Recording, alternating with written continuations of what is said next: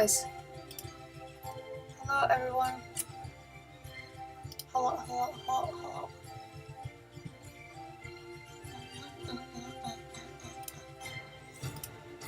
I like this song.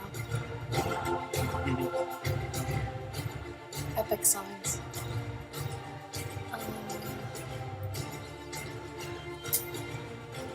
Gabe, do you want your video in? What? Do you want your video? Or is it this one? It's gonna be this one, I think. Yeah, new music. I wanted something more boppy, I guess. My other one's a little bit anticlimactic, I guess. I don't know. No, that's my arm. Yeah, I think that's that one. Yeah. Turn upside down.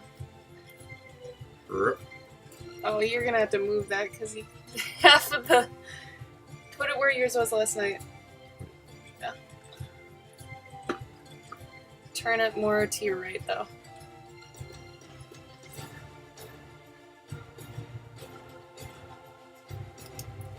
Okay.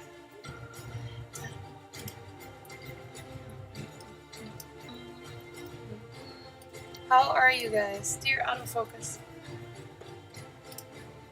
Thank you, Emily. Laichi, hello. My people, hello. Soggy! Thank you for your resub. Aww, you're sweet. Thank you. Okay. Let's see. New crown and shirt. No, the crown was still semi-new around the time I left, but I think I'd only worn it maybe a stream or two before we left. But yeah. Sal, you're a sweetie to me. You're like one of those Sour Patch Kids commercials. Lychee just woke up. Okay. That's okay. You do you, boo-boo. You do you. Let's see, what are we doing? I don't want to do random on that. I'm a thug, motherfucker. Trust me. Okay. Well, I have a lot to show you guys. At least a half an hour worth of show and tell. I don't know if you want all that, because it's gonna be a lot. There's a lot of books. Like I had said yesterday on Gabe's stream, we bought 2 extra backpacks just to be able to bring home all the books. Do you want to show off the backpack now? Yeah, you can show off the backpack. Alright. First and foremost, I'm going to show off the backpack that I wanted. Little story about this backpack. Let me take a drink. Here, I'll make you bigger. This backpack took the entire goddamn trip to find. Because... yeah, he's being stubborn. Well, no, we weren't looking for that one. We were looking for the other one. No. That was after. What? This backpack I had been looking since... Where was it we saw it? We saw it at Glastonbury, which was like day 2 maybe. Faith, thank you for subscribing again. Sorry to interrupt you, Gabe, but thank you. I love you. I love you. So it was very early on in the trip, and I saw this at like a monastery thing, you know, like in a gift shop, and I'm like, oh, that's pretty rad. I should get one of those. And I was like, I don't need that. I'm not gonna need that. I got my cool backpack with my tiger patch on it. I don't need this shit. It is a pretty cool backpack. And it was pretty cheap. It was like $20, and I was like, nah, I don't need that. Right? And what's cool is they make other sizes. They make like a little size that's just like a little tote bag. They make like a duffel bag. They make all sorts of shit, right? So you denied it like 3 times too. We saw it like 3 times. He's like, yeah. I don't need that. Well, then we were in the witch town.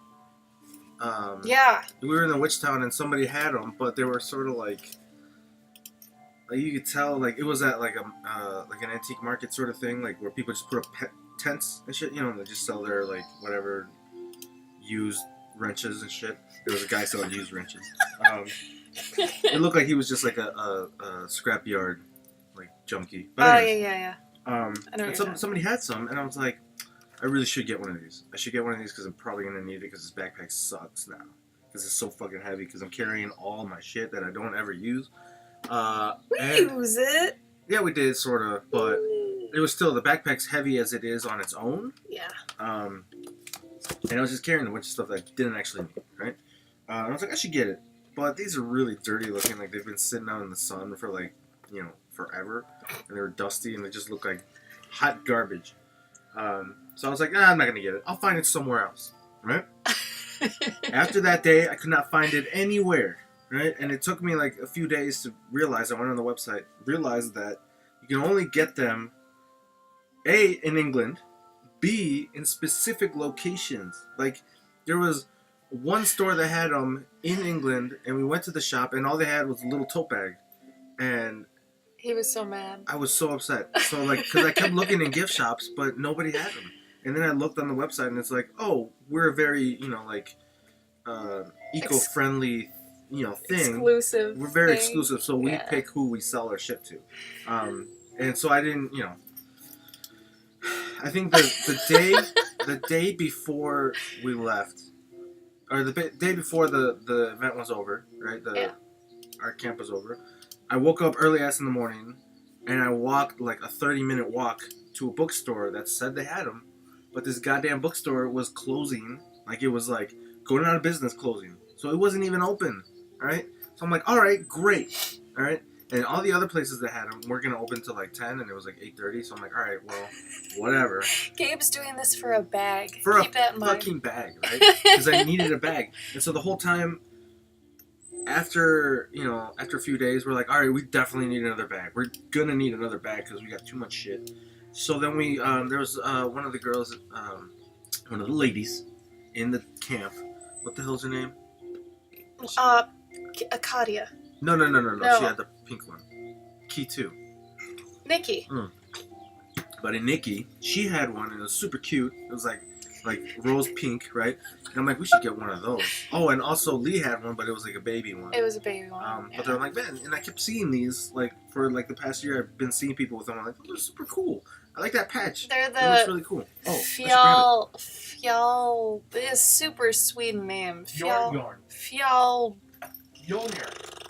I forget. Oh, hey, he died. Sort of. What? Bitch. The hell are you talking about? Anyways, it's one of these. You guys ever seen these? Can you see it? Yeah, here. It's in shot. Yeah. See? It's one of these. It's got that like box on it. I think it's Fjall Raven. It's Fjall Raven Kanken, whatever. But they're like super.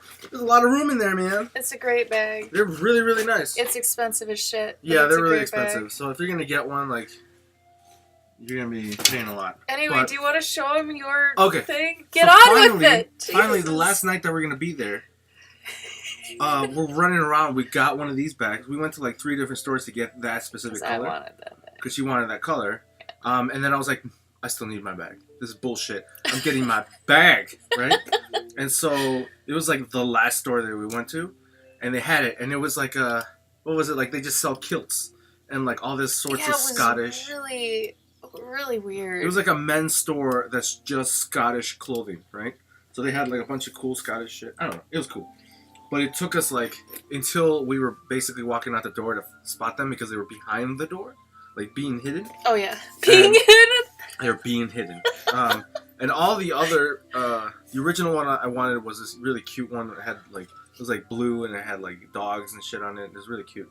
But then we spotted this one. This is the only one that was actually cool, and it has Highland oxes on it. Super fucking cute, right? Okay, so now I'm gonna show you, right? Pay attention. Pay attention, right? Okay, all right.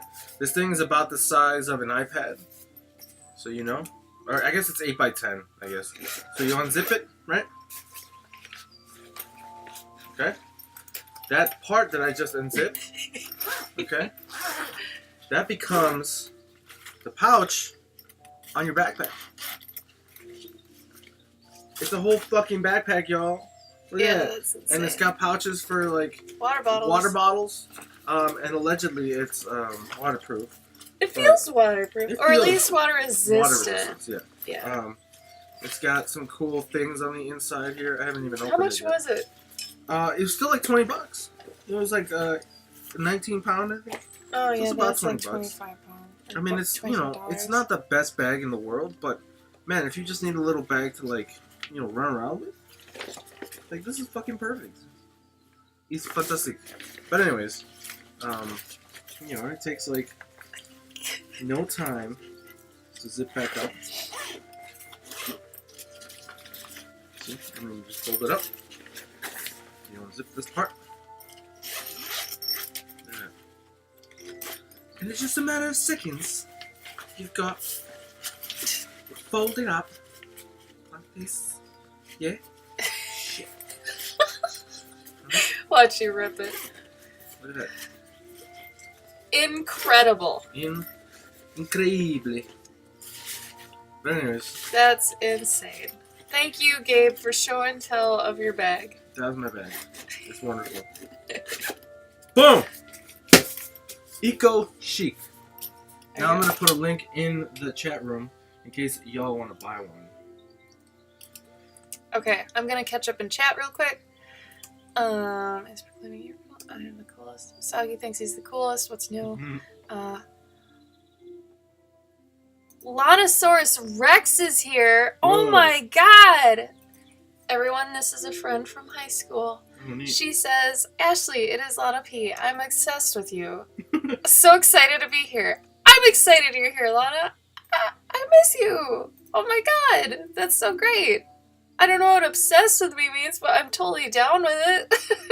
Obviously, it's not a bad thing. You're here. This is wonderful. Thank you for coming. Hopefully, I don't let you down. Soggy thinks he's more thug than DMX. Oh, okay. Has yet to be seen, Soggy. You gotta No. prove yourself, man. No, you're already on the internet. You can't be more thug.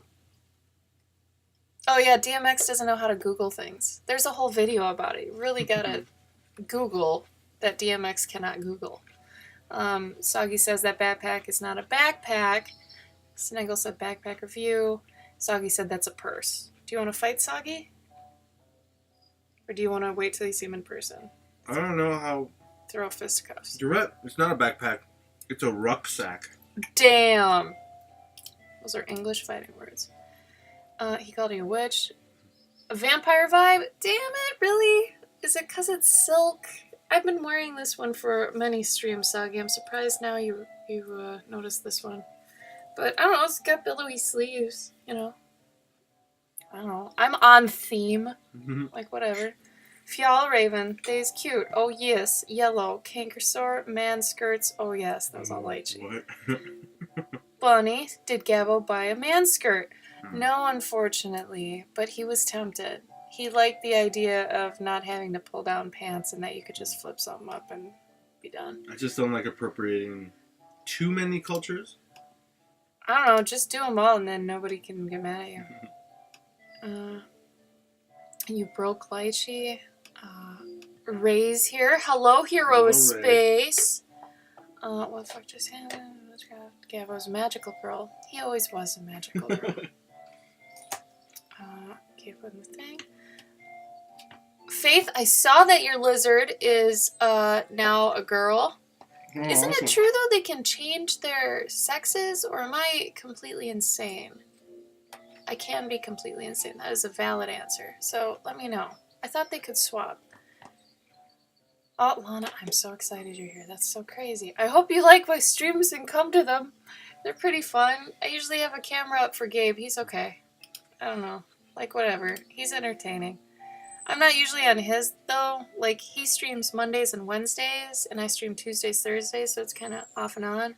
But I don't have an Ashley cam on his stream, because usually I don't want to wear all this shit. But I like it when I'm doing it. Soggy, it is ages ago for me. Thank you for reminding me.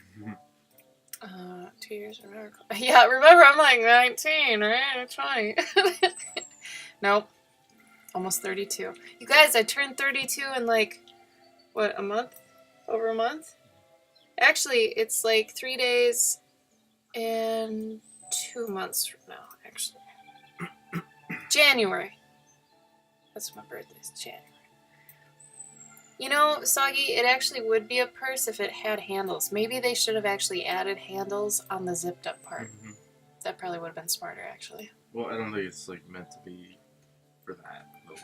No, but I mean to carry it easier, because otherwise it's like a clutch, Yeah, that's true. and clutches for ladies just suck. I hate carrying a clutch, because there's no handle. There's no strap. There's nothing. It's like having a sandwich that doesn't want to stay in your hand or something. I don't know. It's a really bad metaphor. Snails can change sex as well. Emily wants to know what you're eating. I'm having a Caesar salad with buffalo chicken patty, but like big chicken, and it's got barbecue sauce on it, and avocado because I like it like that, and a floppy tortilla It's very flaccid tortilla. that I just take bites from. That's fine. I didn't feel like making a chicken Caesar salad wrap. Oh, to catch everyone up on the other food we ate today, because you're so enthralled by it. When we were in Lewis, spelled Lewes, for bonfire night, we ended up at this little weird, I think it was like Indian food, but it like wasn't. It had pitas and stuff too, so I mean Mediterranean / I don't know. Anyway, I ended up getting this weird thing they put together that was like a tortilla, salad. They said salad, but I don't know what that meant. Like, even when I was eating it, I couldn't tell what salad meant. Because I saw the dude do it, and he put in lettuce, and then a bunch of things. I have no idea what else it was. It's just maybe like coleslaw and stuff. So it's got, coleslaw, lettuce, salad thing with some weird sauce, and then French fries. A whole shit ton of French fries. And it ended up being like as big as a Chipotle burrito. So it was like the size of a football. I couldn't finish mine. Yeah, I finished his. I finished mine and I finished his. But since we had that, we were like, this is dope. Let's make this at home. So today we did that for lunch. And even though I work out every day, I still felt really guilty and terrible after eating it. But it was very, very, very delicious. So regret goes back and forth. Okay. Yeah, I'm sorry, Lychee. Okay, should we get on with the show and tell? Because there is a lot to show you guys before I get to drawing a book. Like books. I'm going to show you books. Also, I have that thing I promised you guys that we would start doing once I get back. We're going to have a virtual pet together. All of us are going to have a virtual baby. We'll go through it together. Sniggle, why are you distracted? You shouldn't be distracted. This is supposed to be a happy occasion. What are you doing? I don't want you distracted from our stream. I want you distracted by our stream. Whatever you're doing is not important. Be here now. With these wonderful people, your peers. Anyway, God, where do I start with this?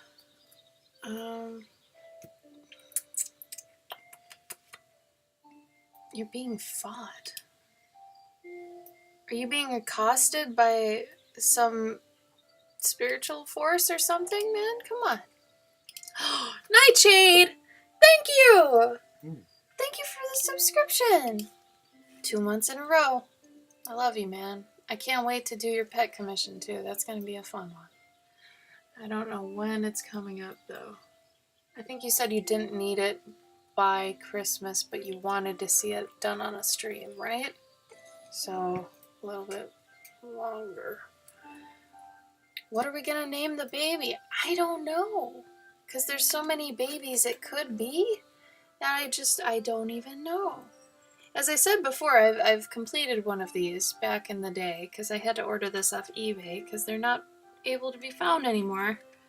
I don't know if it has a year when made or anything, but I had this guy, and I named him Carlos. He looks like a Carlos. So we could have a poll on the baby's name. I don't know. Sniggle had to cancel his subscription from you because he couldn't figure out how to change the rate. You could resubscribe on his next stream for like $5 if you want, Sniggle. He's still gonna do your thing. I'm still gonna do it. He's still gonna do your trading card. That's happening this week. If you subscribe to Gabe at the $25 tier, he will make you a trading card of yourself, and it's pretty cool. What else do you get? What? Like, what don't you do? Like, what does the trading card have on it, Gabe? Like, I forget. What are you gonna do with it? Stats. Cool. Okay, Snaggle. Oh, I won't tell him. We should name the baby. It's true, because how else are we gonna refer to it the entire time it's growing? Okay. So we went to a lot of antique bookshops. I'm gonna say that first and foremost. A lot of antique bookshops. We do that a lot here too, but being in Europe, you know those books are old. I think it's also harder to find here. Antique That's bookshops. true. Yeah, antique shops here. I mean, just in general too. Like antique shops. Like I hate Americana. Like tin pigs and porcelain, cows and stuff, and I don't know, anything that you'd find kind of like farm type stuff. I don't like that. So when I went to Europe, I was like, oh man, I'm gonna find like European antiques, and we did. We found a lot of them. There's a weird store though that just had like American war medals and stuff. It was really really weird. We got out of there. That was a weird one. Oh my God, Carrie's here. Griffin Kiwi is finally back. She started with us, she left for a time, and now she's returned. Yeah, I'm glad you're here. I love you. And remember, everybody,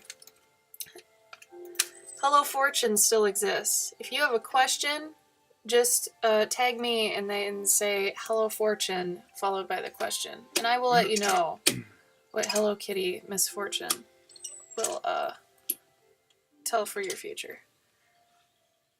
They really do it for you? What do you mean, Carrie? Are they good or bad? This is Hello Fortune. It's a Hello Kitty 8-ball, basically. She'll tell you stuff. Anybody want to throw out a question just to show how it works? I'm down with that. Thank you for the follow, Red Jar of Jam. We love you. You were wonderful on last night's stream, too, on Gabe's. I want to apologize to everybody about last night's stream on Gabe's. I commandeered his stream and made it really confusing and strange. I apologize. His next stream tomorrow, I won't talk as much. Unless you want me to. You won't. But still. Hey, Soggy, what is Fort Wayne, Indiana like? Besides having really cheap rent. Yeah, we're looking at apartments currently. Like, all these places look hella swank, and they're under $600. Oh, Carrie can make it to our 9 p.m. streams. Oh, neato. Great. So the next time you're not at one, I'm not coming after you. Hi, I'm needy. Hi, Uber. Aw, Uber's here. Sagi said it's in Indiana, so terrible. Do you even have the chat up? Oh, I do. Yeah, right. Okay, I'll ask Hello Fortune a question. Hello Fortune, did we have fun in Europe? Oh. Peace out. That's irrelevant. Try again. 2 out of 3 if it's really weird. Sorry. Okay, doesn't look so hot. I think so. Hey! Yeah, she's right. Alright, cool. Oh no! Bunny has to leave because she's in the bathroom with the Wi-Fi. Okay. Bye, Bunny. We love you, though. Hopefully you can find another bathroom with Wi-Fi. Sagi said Fort Wayne ain't bad. Right. Indianapolis seems to be pretty cheap, too. Do you really want to move to Indiana, though? I mean, it's friggin' inexpensive. Yeah, but I feel like I wouldn't. I don't know. Soggy. How much snow do you get? Oh, we get as much as we do here. Ooh, Faith. Good one. Hello, Fortune. Will Faith marry Chris Young?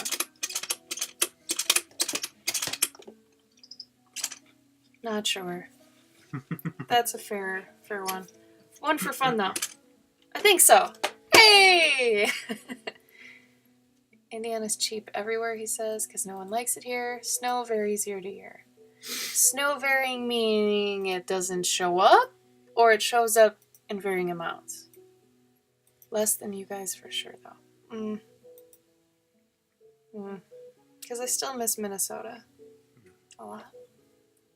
But Minnesota's expensive. And Yeah. St. Cloud, is that bad? St. Cloud's known as like Party City because of the college. Oh, okay. Yeah. Because, you know, it's got St. Cloud State or whatever.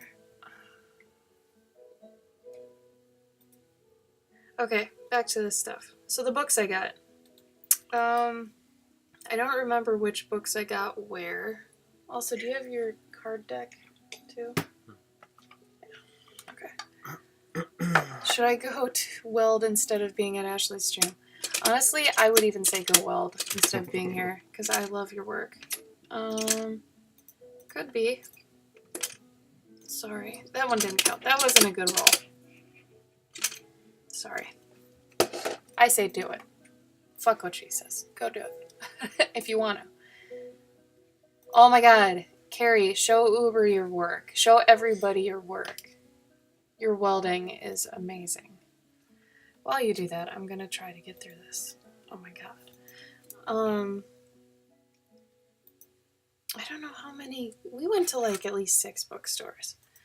So I am very swayed by books that just have a cool outside. And you guys know, if you've seen my Instagram Inktober, that I am one for books. So especially ones that are so illustrated and so old like this. Like, it's falling the fuck apart. It's even got one of these things. You know it's old if it's got one of these things. $18.99. But it's got all these wonderful little illustrations in it. Which one's that? This is the Bibelets, Lee Hunt's The World of Books. I think it was a book like writing about books, which of course appealed to me because I'm doing a book of books illustrated. So it seemed very on point, but it's got the gold leafed edges, and this is so like embossed and leathery and beautiful.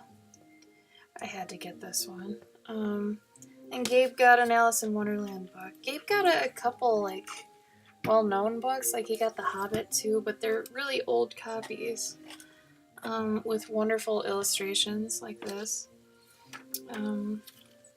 But I also like it because a lot of the pages are like, the typing goes at an angle because they just couldn't get it, and it's got these really weird old illustrations too. I like it. Anyway, that's another one. Leather books. Got a thing for it. This one was really cool because this is like a suede. Really, it's not velvety, but it's like a suede, and it's got this crazy inside. And I think this used to be folded over and actually like, you know, sealed around the inside. But since it's so old, it has rubbed off. But I'm also a sucker for poetry books. Call me lame, I know, but I love poetry like crazy. So this is a poetry book. And it also has the gold edging, which we're suckers for. Especially if you've seen Gabe's book. His book is very much one of these books. We also found these guys. And I love these kind of old fairies. Like, I hate the fairies that are at, like, Hot Topic. I hate that shit so much. Or, like, over digital looking fairy art. Like, this old school stuff is my jam. You know? I think the only person nowadays that is drawing similar to, like, this style is probably Tony DiTerlizzi. He's the only one that's kind of still keeping this look alive. But there's a lot of really cute illustrations in here that I'm just in love with. The leaves, too. I will buy something if it has really pretty leaves. I don't even care. This is a book about different fairies that belong to different plants and flowers, and it's going to accompany a poem, which I am insane for because I want to do stuff like that.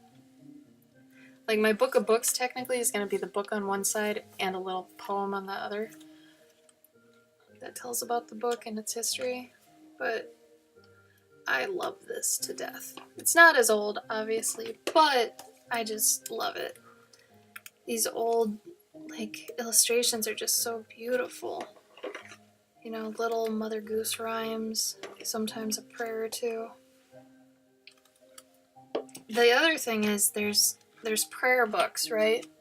Like, people make prayer books, or used to, and they were like the thing to have, and they had to fit in very small pockets that like abbots and monks and priests and stuff would have. So we found this one at the Portobello Market in what town was that in? Is that still in London? Yeah. Okay, it was Sort in of. London still. Maybe outskirts of London. And there's this one, and it was the size of my finger. It's called a finger prayer book.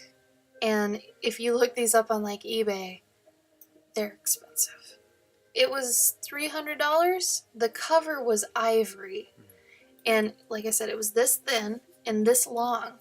And it had a little clasp. And you open it up, and the font is just minuscule. It is tiny. But it's written vertically, you know? And it's like, it looks kind of ridiculous. Like, I feel like a typographer would have a heart attack looking at this. But it was so small, so beautifully made, and it was just gorgeous. I wanted it so bad, but it was 300 euros or pounds. Wow. It would have been like $300. Yeah. That's a lot. Let me catch up and chat real quick.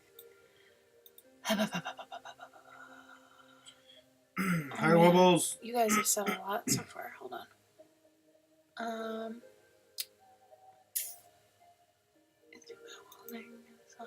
Take a book about a book.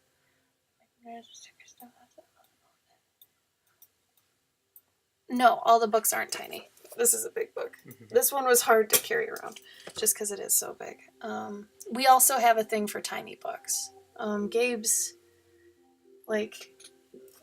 book.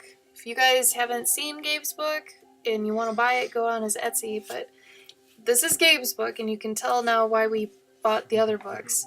He made this, and it's cloth on the front. It's got embossing. It's got gold.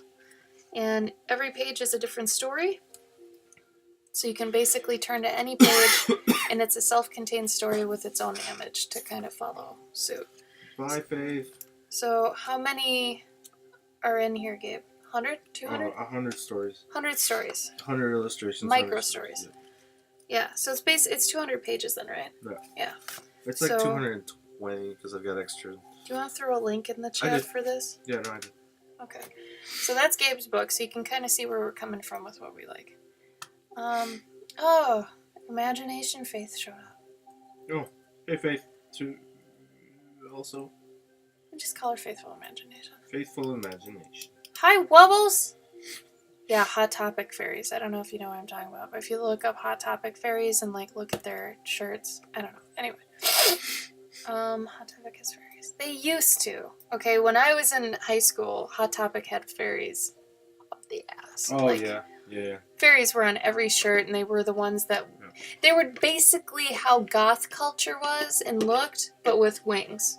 They just stuck wings on, like, a raver chick. I hated it. It was terrible. Tony Dieter Lizzie. It's spelled like DITERRLIZZI.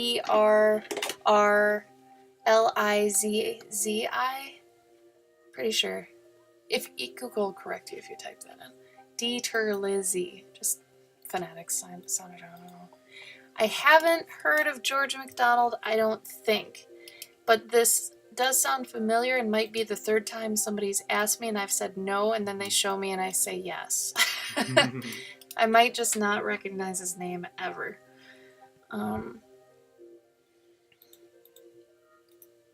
Yeah, you basically had to read that prayer book with a magnifying glass. Oh, night, Faithfully. She probably left a long time ago. I'm sorry. Yeah, try to relax, Faith.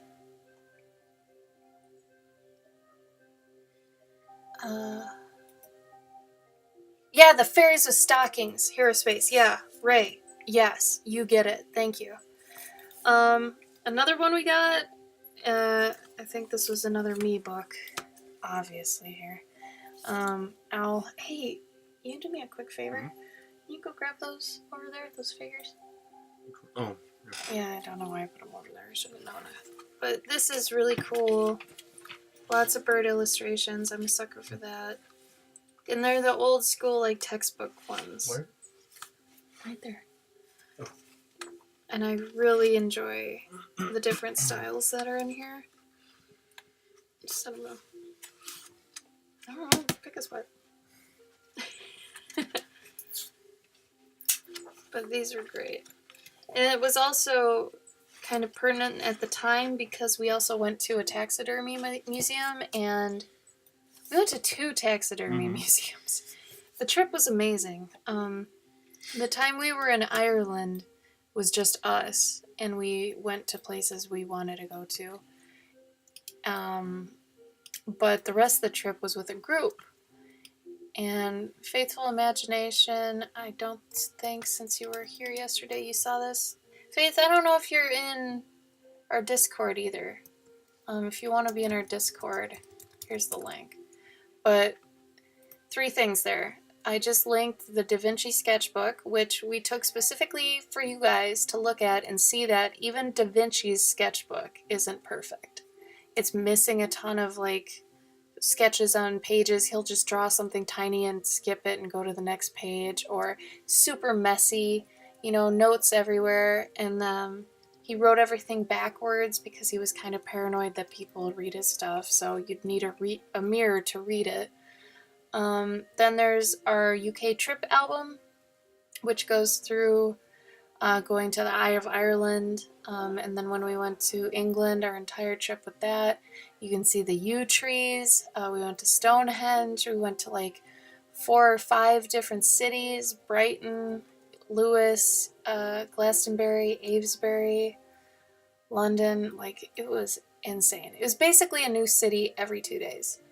And that was hosted by Light Gray Art Lab, which is based in Minnesota. So if you guys are interested at all in having, like, in going overseas and not really worrying about where to stay or transportation, this would be perfect because they took care of both of those things. The only thing you really had to worry about was food. And that's up to you whether you want to spend a lot or just a little bit, totally your call. So I highly recommend it. They have trips to England. They have trips to Ireland. I think they're working on a trip to Scotland.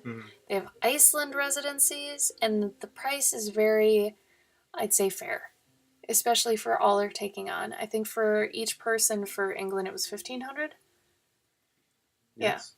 Yeah, it was $1,500. So it was really, really good. And I think everybody should travel and at least go overseas once. I think it's so good for you.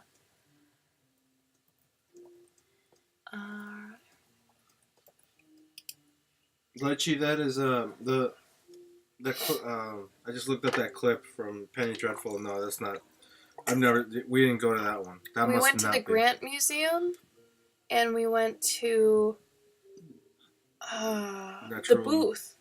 Oh, the Booth Museum. Yeah. Booth Museum was like the main taxidermy one, and then the other one was more science for like science people, I guess. I don't know. Definitely the one that's in that show is not. It must be like a lot of times they go to places that aren't in specific places, and they they're like, all right, we really like this taxidermy place, but Right. It's obviously not in London, so we're just gonna say that. Yeah, it's one of those things.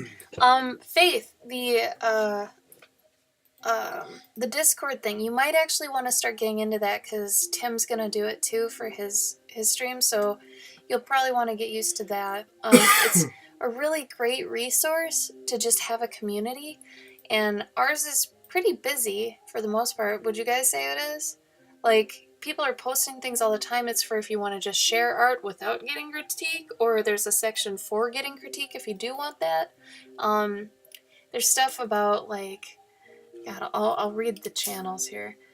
General, dating relationships, favorite places, Twitch clips, non-Von House streamers, look what I made, work in progress, NaNoWriMo if you're participating in that, critique, videos, books, tutorials, supplies, pets, artists, music, games. Like, we go through everything. And I want to thank Gypsy Hummingbird for setting this up because Gabe and I are old, and we really didn't understand what Discord was a few months ago. Mm-hmm. We had no idea, and she took the reins and she set this up for us, and now we totally get it. But she was so patient with us and wonderful, and major thanks to her for keeping that up. Beautiful. Yeah, it's wonderful.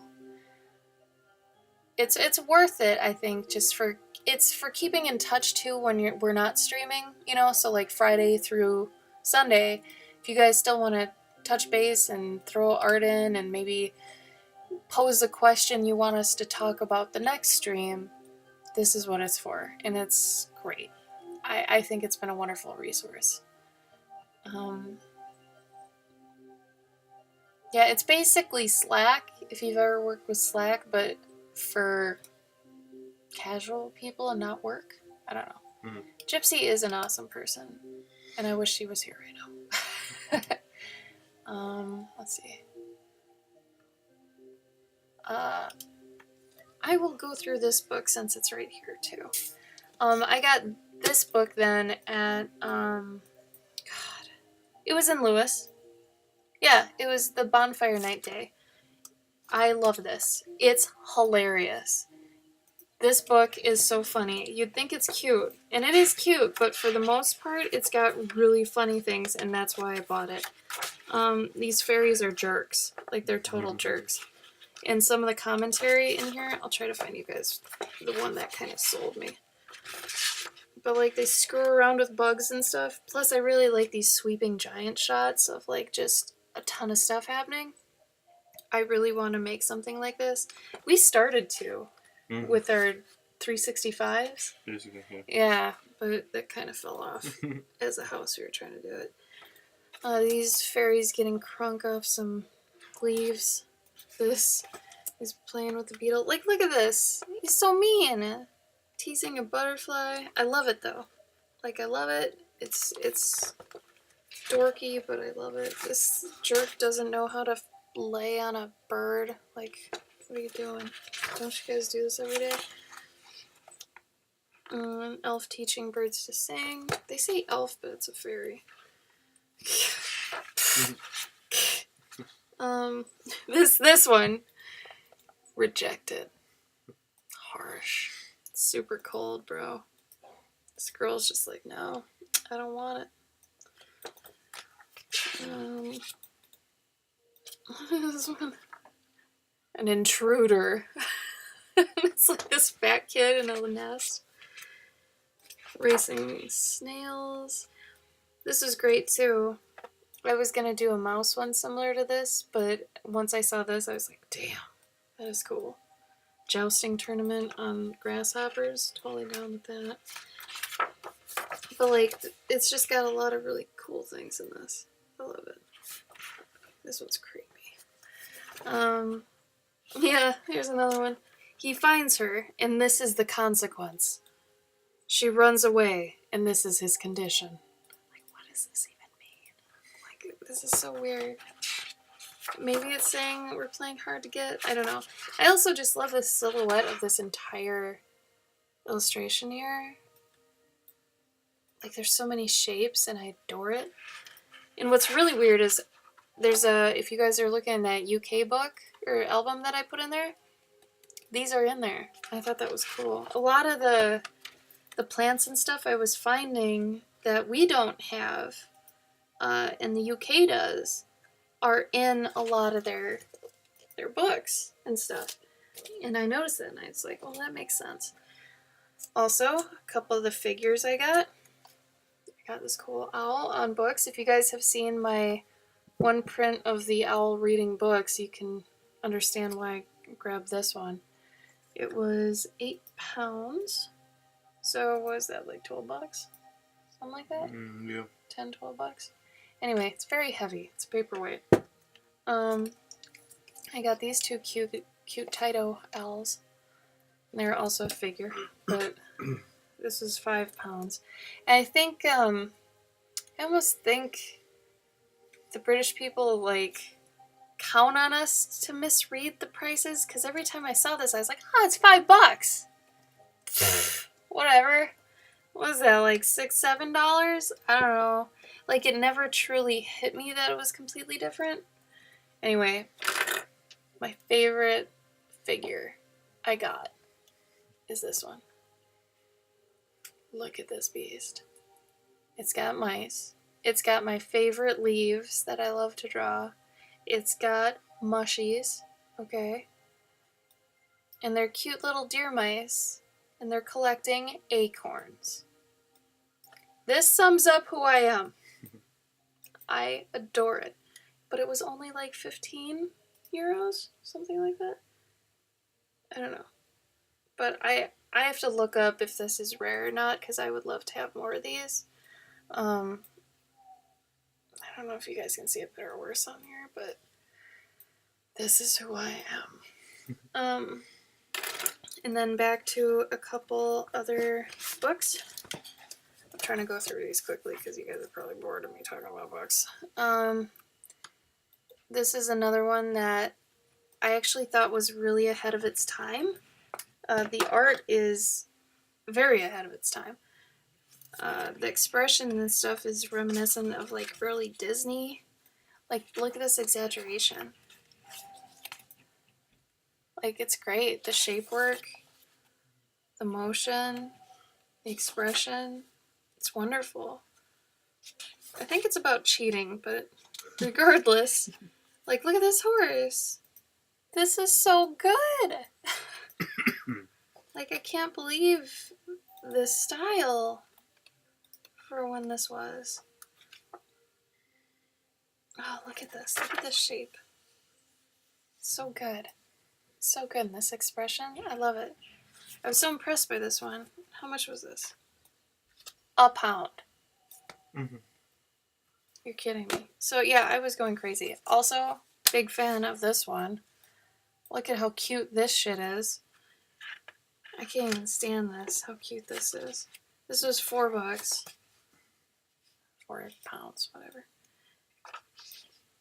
Like, the colors I'm not crazy about, but just the style, the staging. I don't know. Kind of in love with it. Also, we saw original Beatrix Potter things at the V&A Museum. Winnie the Pooh ones too. Huh? Oh, and Winnie the Pooh ones. Yeah, that was cool. Yeah, because Beatrix Potter's, from England. So that was really cool. So they did have Beatrix Potter everything everywhere. I was kind of losing my mind. Then another book about British wildflowers where, like, everything is illustrated and gorgeous. Like, each one of these is a freaking painting. I'm in love with its simplicity. Like this water. You don't gotta impress nobody. They're not looking at that, they're looking at these. Look how beautiful this is, though. This color palette. I mean, look at this. Look at this. This is insane. Oh, I'm so in love with this. I really adore old school art in this style. Like, no one seems to really do this anymore. I don't know. I love it. And this book was how much? It doesn't even say. Huh? Whatever. And then, since it was the Mystic and Folklore tour, they gave a lot of different, like, religious backgrounds to things and told us what certain things meant. And there's a video in the album of people lighting crosses on fire. Don't be afraid. We weren't at a KKK rally. Gabe, do you want to explain that really quick? What did the crosses stand for? 13 conspirators to they're like 13 dudes who were trying to bring down Parliament. They're trying to blow up Parliament to take down. It was the Guy Fawkes night, Yeah, so the remember the 5th of November. Yeah. So if you guys have seen V for Vendetta, Guy Fawkes, who tried to blow up the thing, he was just a dude who was there to blow it up. But there were like 13 other dudes who were like put the plan together, and so those 13 dudes are like, like they some people think that they're great. Some people think that they're bad because they tried to kill the government. Right. So the 13 crosses aren't like bad. So when you see it, don't think devil worship. It's okay. Which is really weird. Emily wanted to know when you're available, when you're making. I let her know. Okay. You want to tell everybody else? Oh, So, yeah, my pre-order for my my Drawloween story. If you guys were following Gabe's Drawloween, he was doing a comic every day for a while until we left for England. Then it got too much. But I don't want to put up a pre-order for it until. It's finished, probably. Yeah, until either it's finished or I know, I'm like a few pages away and I know I'm gonna be done, because there's still a lot more, like what I had planned out, like on day 31 was like the final battle, and it wasn't even done, so it's not even gonna be 31 pages. It's gonna be probably like 40, 50, maybe even 60, because there's a lot of like stuff in between that I want to talk about. And then there's a bunch of pages that I gotta like redraw or re-panel, extend. It's gonna be a director's cut. It's gonna be awesome. Uber and everybody was freaking out about the bridges that were in here. When I was like, look at this bridge. Like the simplicity of what they did, but still getting across that it's a bridge. It's insane. You don't need much, Like, it's gorgeous. It's gorgeous. Okay. So, yeah, bonfire night was insane. Everyone had a torch. The whole street was on fire. It was like 5 parades put in one. It was insane. There was burning of effigies, all that stuff. Faith thinks it's super impressive. You did a comic for Drawtober. Thank you. And she loved my books. Well, thank you, Faith. The books have yet to be finished. I still didn't make it to 31, but I'm doing one tonight if I can get to it. It's been an hour already. I'm going to do another one tonight. I'm going to finish at least Inktober, and then I'm going to start compiling them for the book, because I've got 2 years worth of books, and I think that's about how much I want for the book of books. So I'm going to start composing the book probably this winter or spring, and see how far I get with that. Gabe will actually be in the process of making 2 books.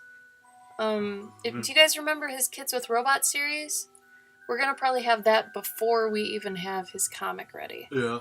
So, we really wanted to do the Kids with Robots as a book.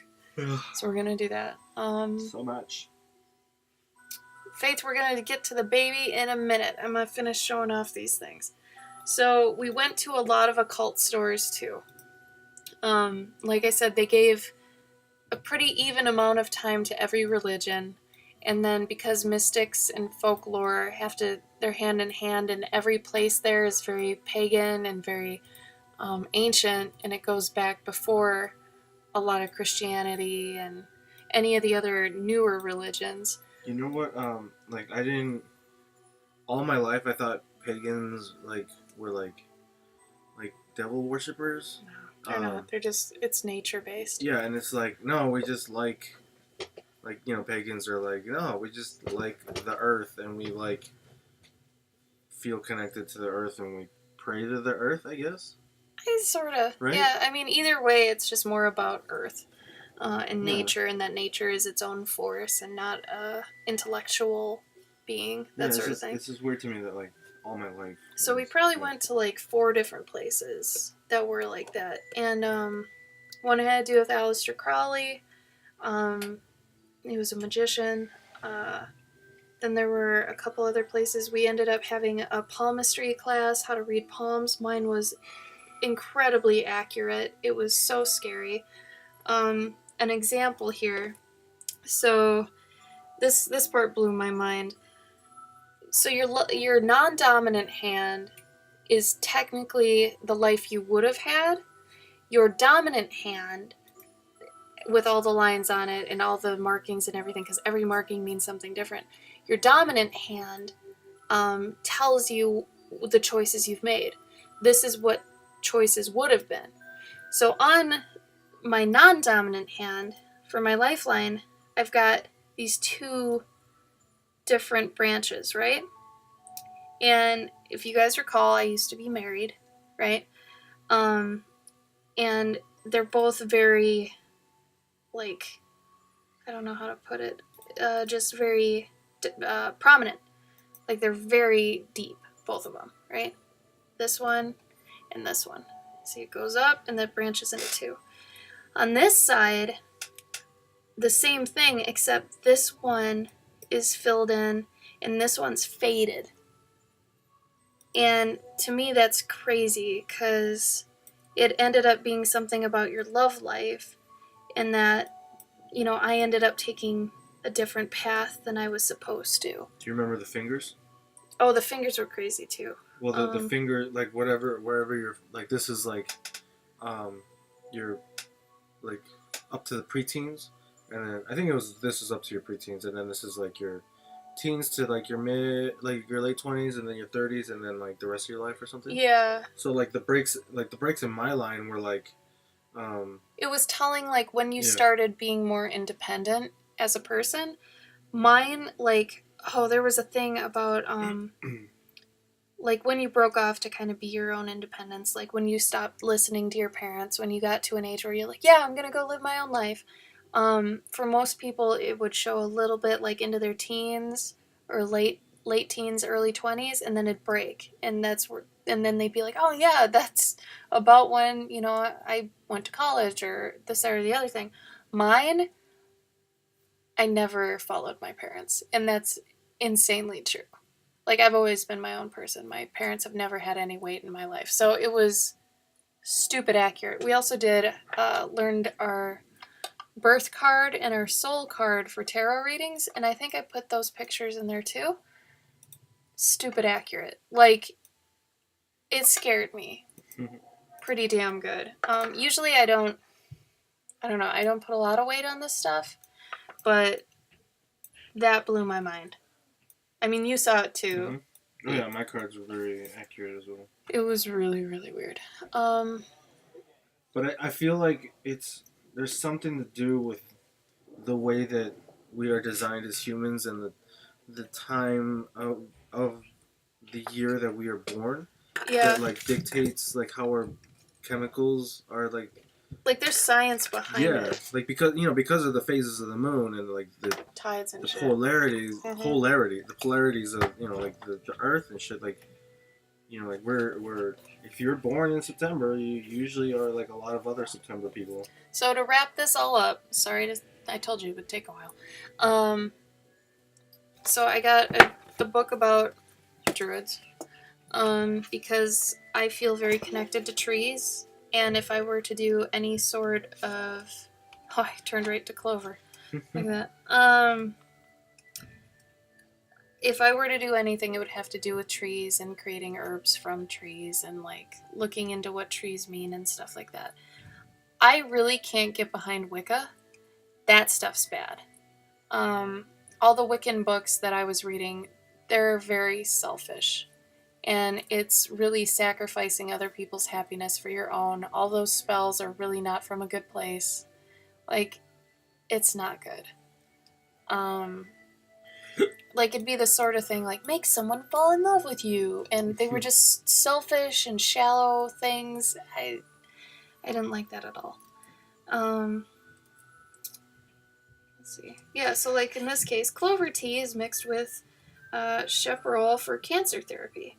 Like, I like knowing this stuff. If I just go out and collect some clover, I can make some cancer-free tea. Let's see. It tells you how to do it, too. Steep 2 teaspoons of flowers. Like, this isn't devil worship to make tea, okay? Like, this is okay. This isn't a bad thing. So anyway, I love this book.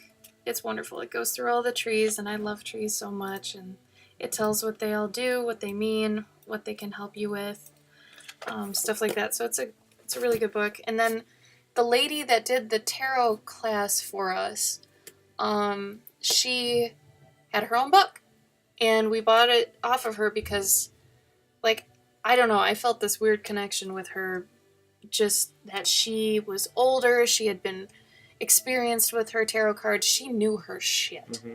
Like, you could ask her, okay, I got the Lovers for my birth card, and I got the Hierophant for my soul card. Which the Lovers is like, oh, you know, you're passionate, and you're, you know, you like having a, you know, a partner in your life, and you can work with people and all this stuff. And the Hierophant is exactly what I'm doing right now.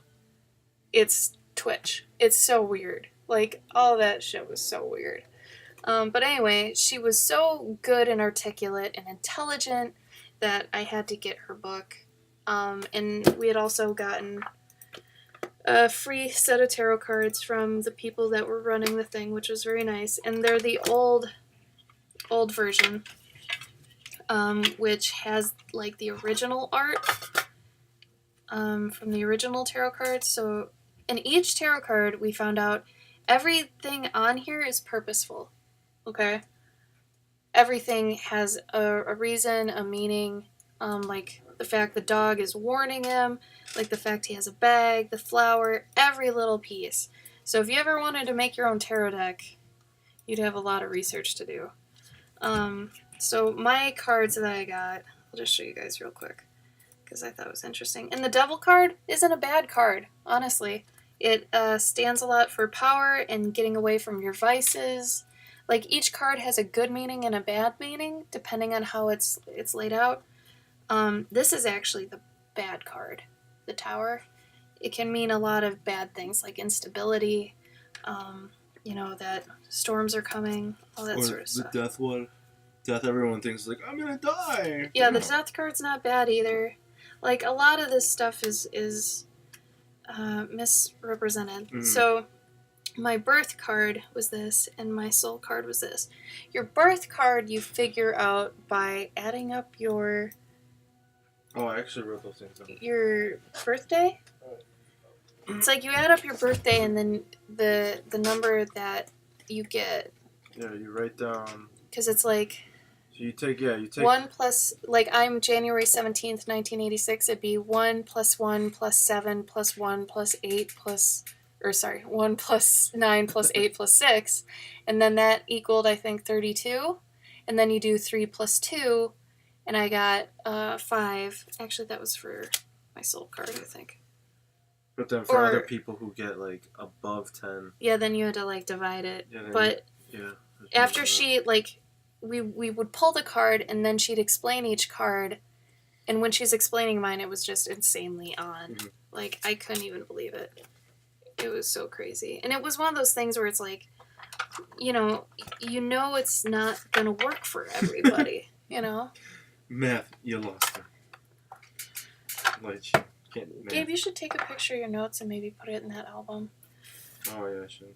So anyway, make sure before you judge any religion, regardless of what it is, to do a little homework to, know that, hey, that doesn't sound so evil, or, what have you, because the bad thing about any religion is when people just assume they know what it is, And that's where wars start and all that stuff. Well, you know what I came to realize, Education. Too? What I came to realize, too, is that, like, everything that I know about other religions is what people told me. That too, yeah. Make sure to do research for yourself before going from word of mouth from even somebody you trust. Do your own research. Also, the last days they gave us, or our guide Matt, who's like a nature dude, gave us deer jawbones. Like, these are actual deer jawbones that have been nicely cleaned and everything, so I thought that was really cool. It was hard to transport back to make sure it didn't break. Will you grab my bracelet that's... Oh, wait, I think it's over here. Yeah, it might be over there. I'm going to show you my jewelry I got now, real quick. In the... No, it's in one of those drawers. It should be in a little bag, maybe? No? Oh, there. Yeah. Okay. So I bought some jewelry because we went to antique stores and sometimes you can't help yourself. Let's see. I'll go through the chat real quick again.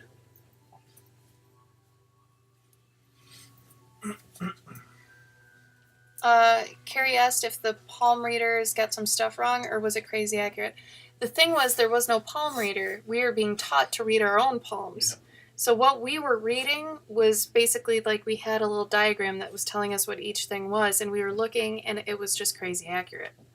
Like, no one was reading it for me, or we didn't know each other.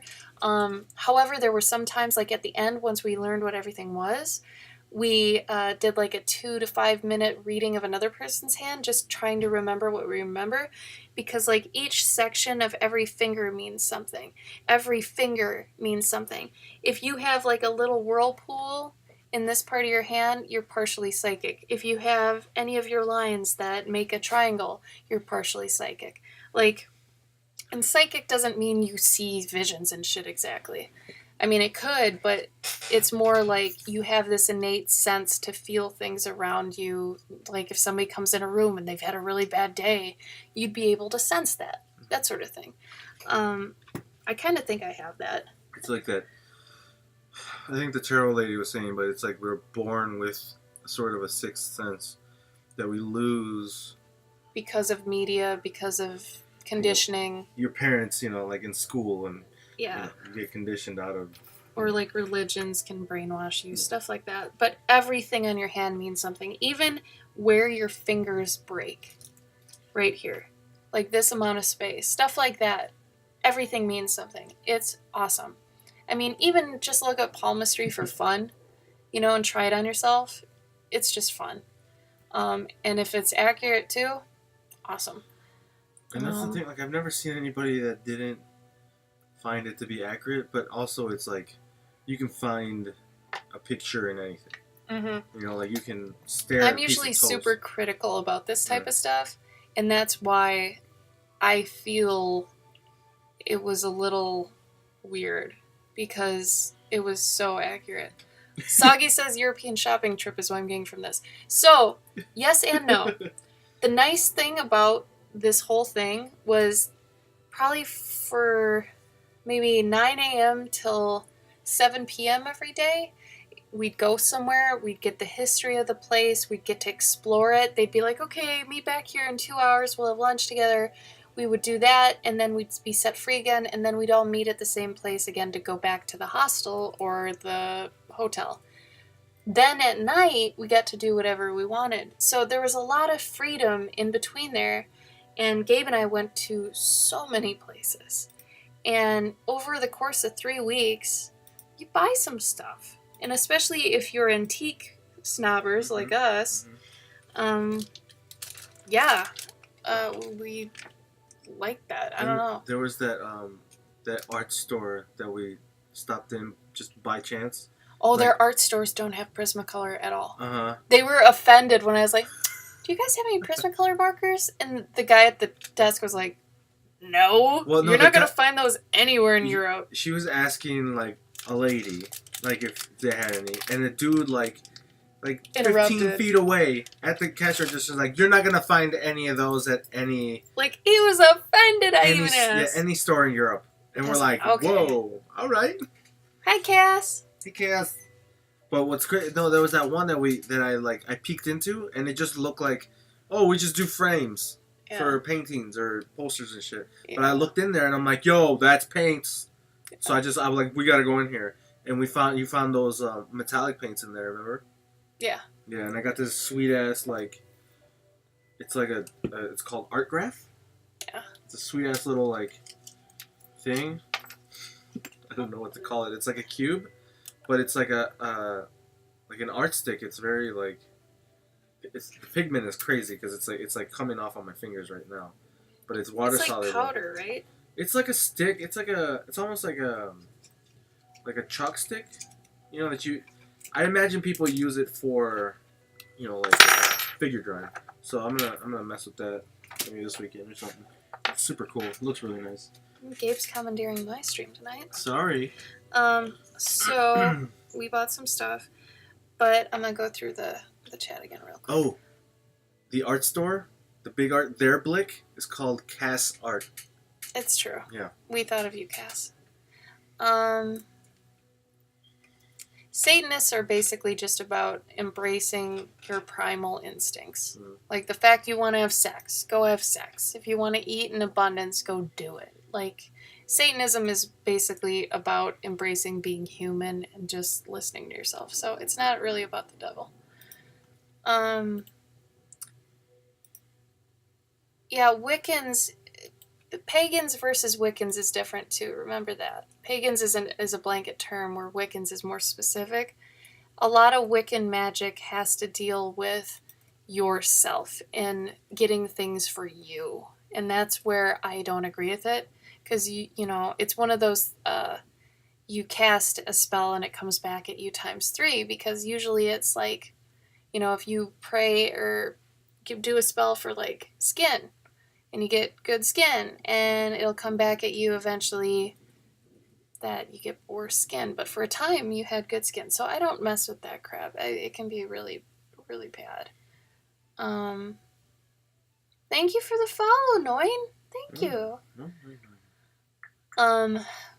But that was just the thing, because I was looking in Wiccan books, and it's like, you know, find a lover, make them love you, and get lots of money, and I'm like, I'm gonna, you know, get money my way. I don't trust this. It's just super selfish spells.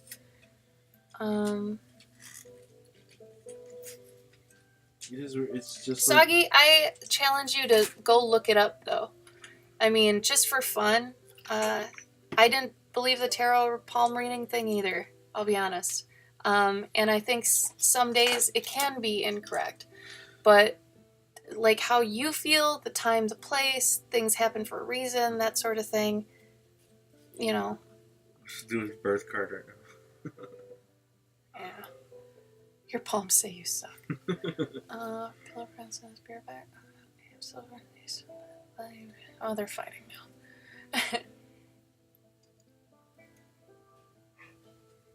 Okay, so I wanted to put these out. Why? I don't know if I believe in magic. I believe in karma, though. And I feel like, you know, if you're a bad person, it's just going to come back at you because that's what you reap what you sow. So, anyway, I got some really nice rings. I have a thing with rings. I got a moonstone. I got this one. This is actually old, but I splurged a bit to get this one.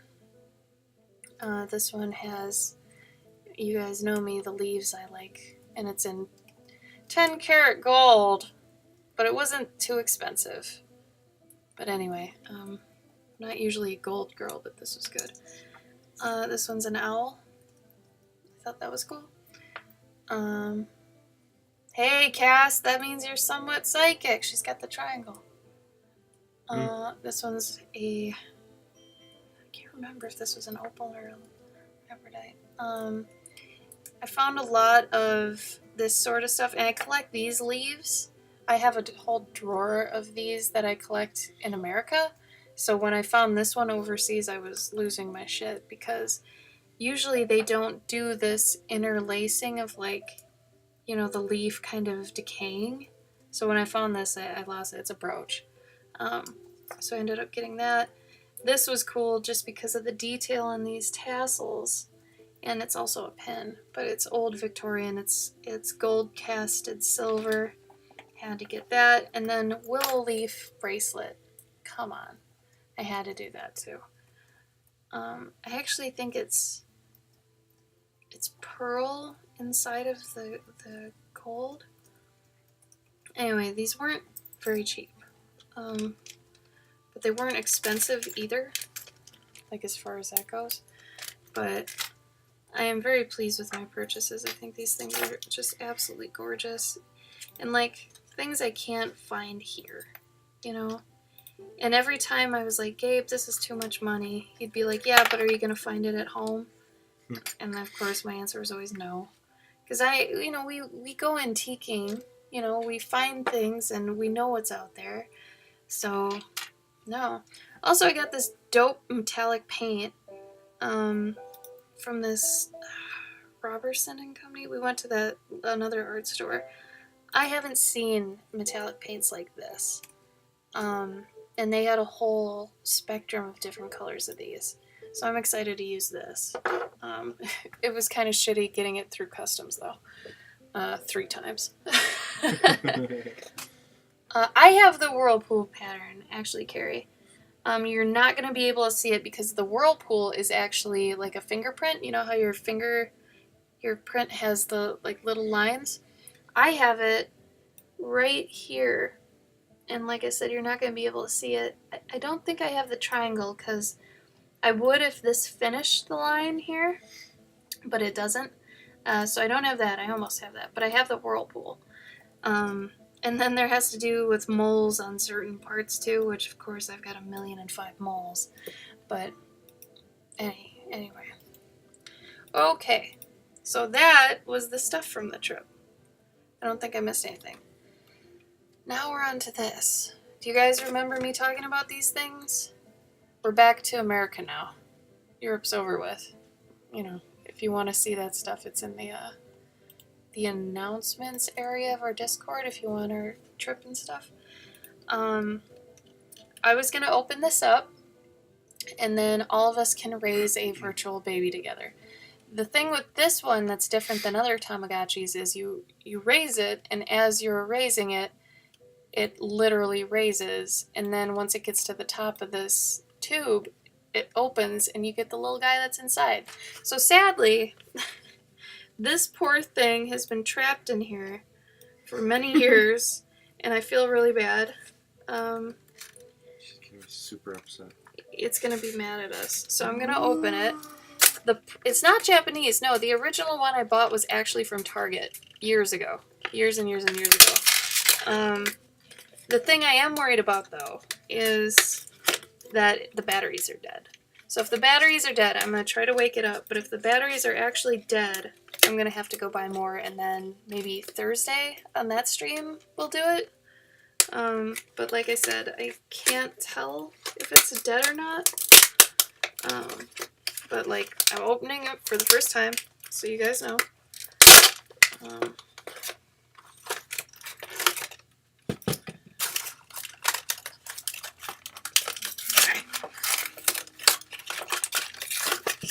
For goodness sake. Gameplay tips. Oh, 6+. We all make at least 6+, don't we?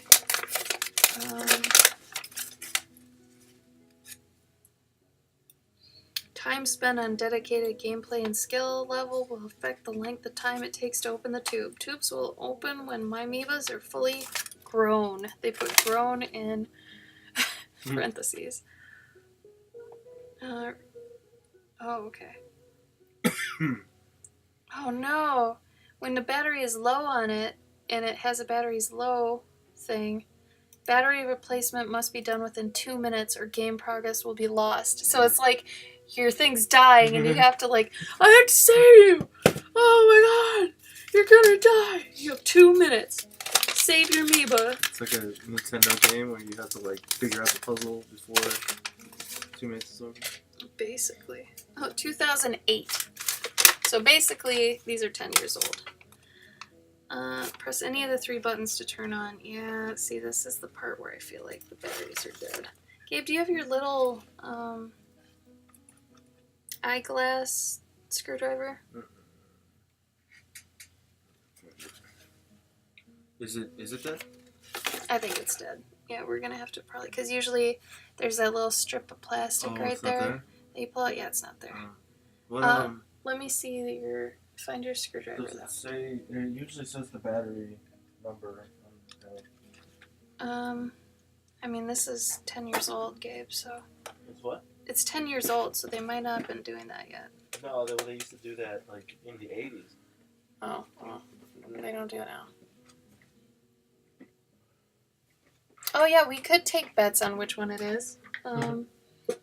I can put a picture of the back of this on the in the Discord. You guys can fight over which one you think it is. I actually hope it's not Carlos, That'd be cute. because I'd be tired of another Carlos. So here you can look over which ones are which right now. collect them all. You know what that means? You'd have to buy that many of those. Oh god, That's my camera's... fucked up. Oh, that's because of this. Okay. Ghost baby. Okay. I'm gonna just try to open this up real quick, and then we'll assess the damage. Because like I said, it's probably dead. And we'll probably need to actually do this Thursday, but that might be okay, because then the early people can, like, you know, be part of it. What the fuck? There we go. I mean, if these are double A's, though, we have some of those. I think we have triples, too. They do look like homunculus, you're right. That's so cute. I think it's the amoeba looking one. Soggy, get out of here. Okay. They are triple A's. Gabe, do you have triple A's? Yeah. Alright, we're gonna light this sucker up then. We got triple A's. 4th of July. Are you guys ready for this? Huh? So, sad thing is we're gonna have to feed him every day without you. Or I'll make sure to do it on Instagram. Okay? So regardless, we'll feed him or her, it. I suppose we should call it an it. Yes, the tube is purple. Regardless, we'll show it on Instagram stories. How about that? That way, even when we're not streaming, you guys can see how the baby's doing. Okay. Ready? Oh, he's already alive.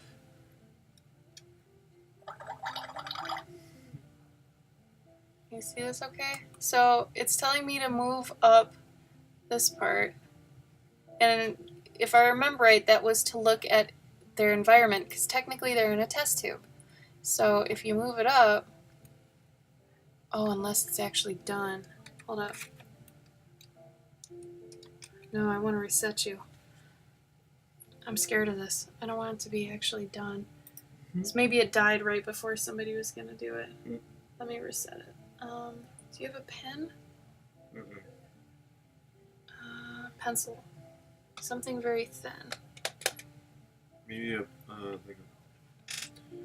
a pin, like one of these? I hope it's this guy. This little fat dude. Like a pin? I don't know if that's long enough. Actually, let me see how to reset it. Here. Perfect. Perfect. Gabe's meth needle. Reset button. Set the product. Ask an adult to insert a metal tip, such as a bent paper clip, into the reset hole. Where's the reset hole, though? Oh, is that the reset hole? Maybe it is. Okay. I just don't want to accidentally, like, do what it says and then we don't have a baby anymore. Okay.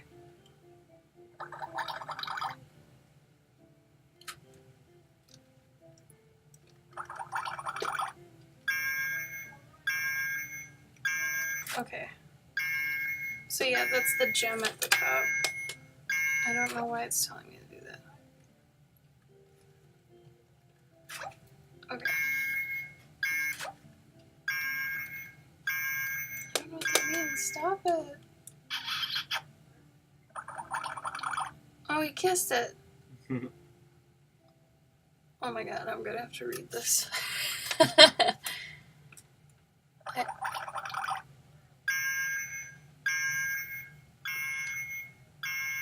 Oh, it's the stats. That's the stat. There's a kissing sound, and the stats screen will appear. Okay. Alright, so it is a little interactive game where you can press left and right and go into holes. If you move it up, it's actually moving it up in his little world, right? So you move it up, and then I think you go in the hole, and then you get a mini game or something, if I remember right.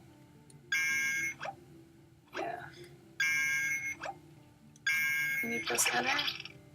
Oh, it's a bottle! Look, we feed him. Oh, Lord. So now he's fed, so let's look at the stats and see if he's hungry still.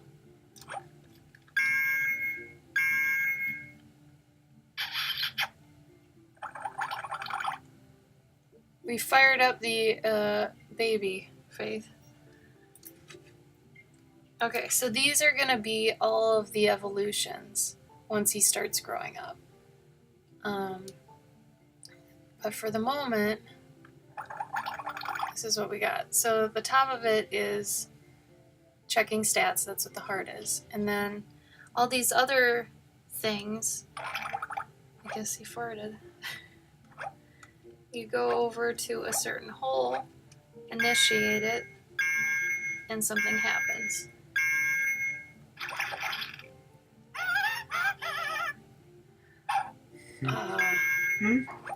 I guess that was singing. Or entertainment. Alright, Lychee.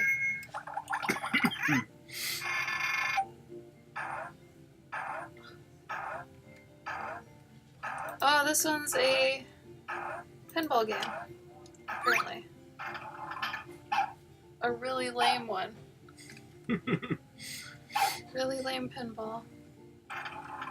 Oh dear. Oh dear. Oh no. I'm failing this shit. Oh, I got one heart. Damn. Anyway. So we'll try to kind of do this at the beginning of every stream. Just so you can see how the baby's doing.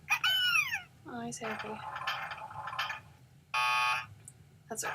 I'm good with that. How do we leave?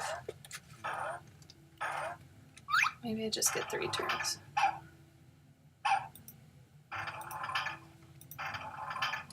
I got all the hearts, so I'm okay dying. It's okay.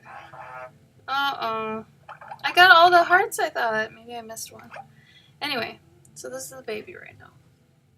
We'll have to name him. So anyway, that worked out pretty well. Yeah. I'll leave it on the desk so we can listen to it cooing and complaining at me. How about that? You guys get to witness Gabe and I with our first baby.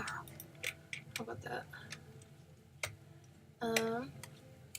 So now, I was going to draw something tonight. I was going to draw a meat book.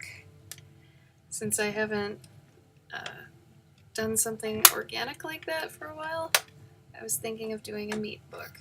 So it's going to be made out of raw flesh. And then the pages will probably be like deli cut meat. You know. Does that make sense, right? Oh, but it's already 10:30. God, I am still jet lagged. Oh my god, you guys. I can't even believe it. That's probably the biggest downside, but it's also been a blessing in disguise because now we're getting up earlier. Like today we got up at 8:30 and we went and saw Thor. Oh, yeah. And then after Thor we went to the gym. And then we had to take a nap later because we were too tired, but it was good. Where did I put? Oh. Also, I got this really sweet pen holder that goes on your sketchbooks. It's like kind of elasticy. Holds like 2 pens. It's been pretty helpful. I like it. This was maybe like $7, something like that. Gabe, what are you working on? Emily asks. I don't know. He doesn't know. I've been very, I'm a bit under the weather. That's true. Gabe's actually starting to get sick, so send him some good vibes. So I've been like, We think he got it from Jonas. yeah. Because Sean is also sick. But I've been sort of like, not thinking straight. Yeah, more than usual. So I'm having trouble trying to figure out what I should do. I mean, I just finished the postcard for Patreon October people. Yeah. But I probably won't post that until tomorrow. So that, because I'll do a post about it, like on That's Patreon, fair. Yeah. and it'll be like also like hey, this is what I've been doing. Sorry I wasn't around and all that crap. Yeah. But also I got a new job of sorts. Oh yeah, Gabe got a kick-ass job. I got a job. I'm excited. I can't talk about it because it's a comic, but it's pretty funny. You know what you should do on your streams going forward? Finish the Drawloween thing. Yeah, I forgot what else I was gonna do though on the streams. Well, you're gonna do the emojis, but you know. Yeah, it'll be like tossed up between a bunch of different things, but basically it'll be me finishing up. Because you guys liked watching those, right? When Gabe was doing his Drawloween comic? Yeah. You like it? But yeah, it's gonna be fun. It's like it's like it's a private commission, I guess you could say. Like it's not being printed by anyone. It's from somebody who has a lot of clout, though, and has a Yeah. famous brother. That's cool. A famous brother? I don't think it's his brother. Well, sorry, famous. He's a producer on a TV show that a lot of people like. It's a cartoon that a lot of people like. There you go. I can say that. That's fine. So he wrote the story, and he wants me to illustrate it, and it's fun. It sort of takes place like. Sorry, Soggy. It takes place like in the West. But I don't think I have to draw a lot of horses, so I'm kind of happy about that. But I'll probably throw in some horses just for fun, right? But it's the lead protagonist is a woman. And her daughter? She's an Indian woman, and she's got a daughter who's also a little Indian girl. Well, they're like half Indian, I think. They're like by Indian I mean like Native American. I should have said Native American. Yeah, I thought Indian. They're Native American, but also like Mexican. So like when you get into the territory of California, you know, like in the lower half, like it's very hard to like distinguish like who was Mexican and who wasn't Mexican, and if they were Native American and all that crap. But basically, they're natives of America. There you go. But anyway, you've said a lot. Don't say anymore. No, NDA shit. I mean, I didn't sign an NDA, but I'm just being cautious. Like I'm not gonna say a lot about it. But oh, you guys can hear them laughing upstairs. That's crazy. Oh, you know what I didn't show off? Cass said, "Congratulations, Gabe. You deserve something good." Faith you, said, hon. "Congrats on your new job." Thank Wubble said, "Congrats." Lychee said, "Gone crats." Congrats. Lychee, you're a treasure. Star. You're a treasure. Hey, show him. You can show them. Well, I can't. I'll make your camera bigger. Huh? Yeah, just tell me when you want to show something, and I'll make your camera bigger. Oh, I was just gonna say if you just plop it down on the thing, then they can look at it. No, because you have to reveal it. Oh. Just reveal it. All right. Okay. So, while we were at Cass Art, the art store, looking for markers, I wasn't gonna get anything because I didn't need any art supplies. But oh my god! Compared to me, Gabe got like nothing. I kept telling him, I'm like, I've gotten so much shit, you should get something. He's like, nah, you ain't gotten that much. You deserve it. I just, honestly, I didn't find anything that I wanted. Which is surprising to me. Yeah. Like we went to a lot of game stores, though, for him. You did get some Game Boy games. I got I got 4, but they were all under 10 pounds. So I got maybe like... That's 4. Yeah, I think I got like... I probably got like $30 worth of vintage Game Boy games. I managed to find in Dublin a Mega Man 3 for Game Boy, which is like unheard of in the wild. Usually you gotta go on eBay to find those because people like sell those immediately. But anyway, so we're in Cass Art, the art store in London, and Ashley's feet were killing her. Oh, it was so bad. So it was bad. I'm so sorry. That's okay. But, I didn't really need anything there, but I'm looking around, and I was like, I should probably get a sketchbook. Cause I showed you that, though. Yeah, she showed me this, but in the back of my mind, I'm like, I need a sketchbook, because at that point, I was like, I'm not going to be able to finish, I sort of knew I wasn't going to be able to finish the Drawloween comic, so I was like, I should get a sketchbook so I can just do some character designs for the rest of Drawtober, right? Drawtober. And then she's like, Gabe, look at this thing. And it's a little watercolor palette. And you know me in watercolors. And if you know me in watercolor palettes. And I've got like 30 of them. Probably not. There's probably like 10 different ones. You've got way more than 3. I've got a lot of them. Because I like... But at least little you things. use them all. But yeah, I've used them all. That's what I said. You Yeah. use them all. Yeah. Like, you don't just collect them. You Yeah. use them. But this one... Oh, bye, Wobbles. Oh, night wobbles. Get some sleep, buddy. See you soon.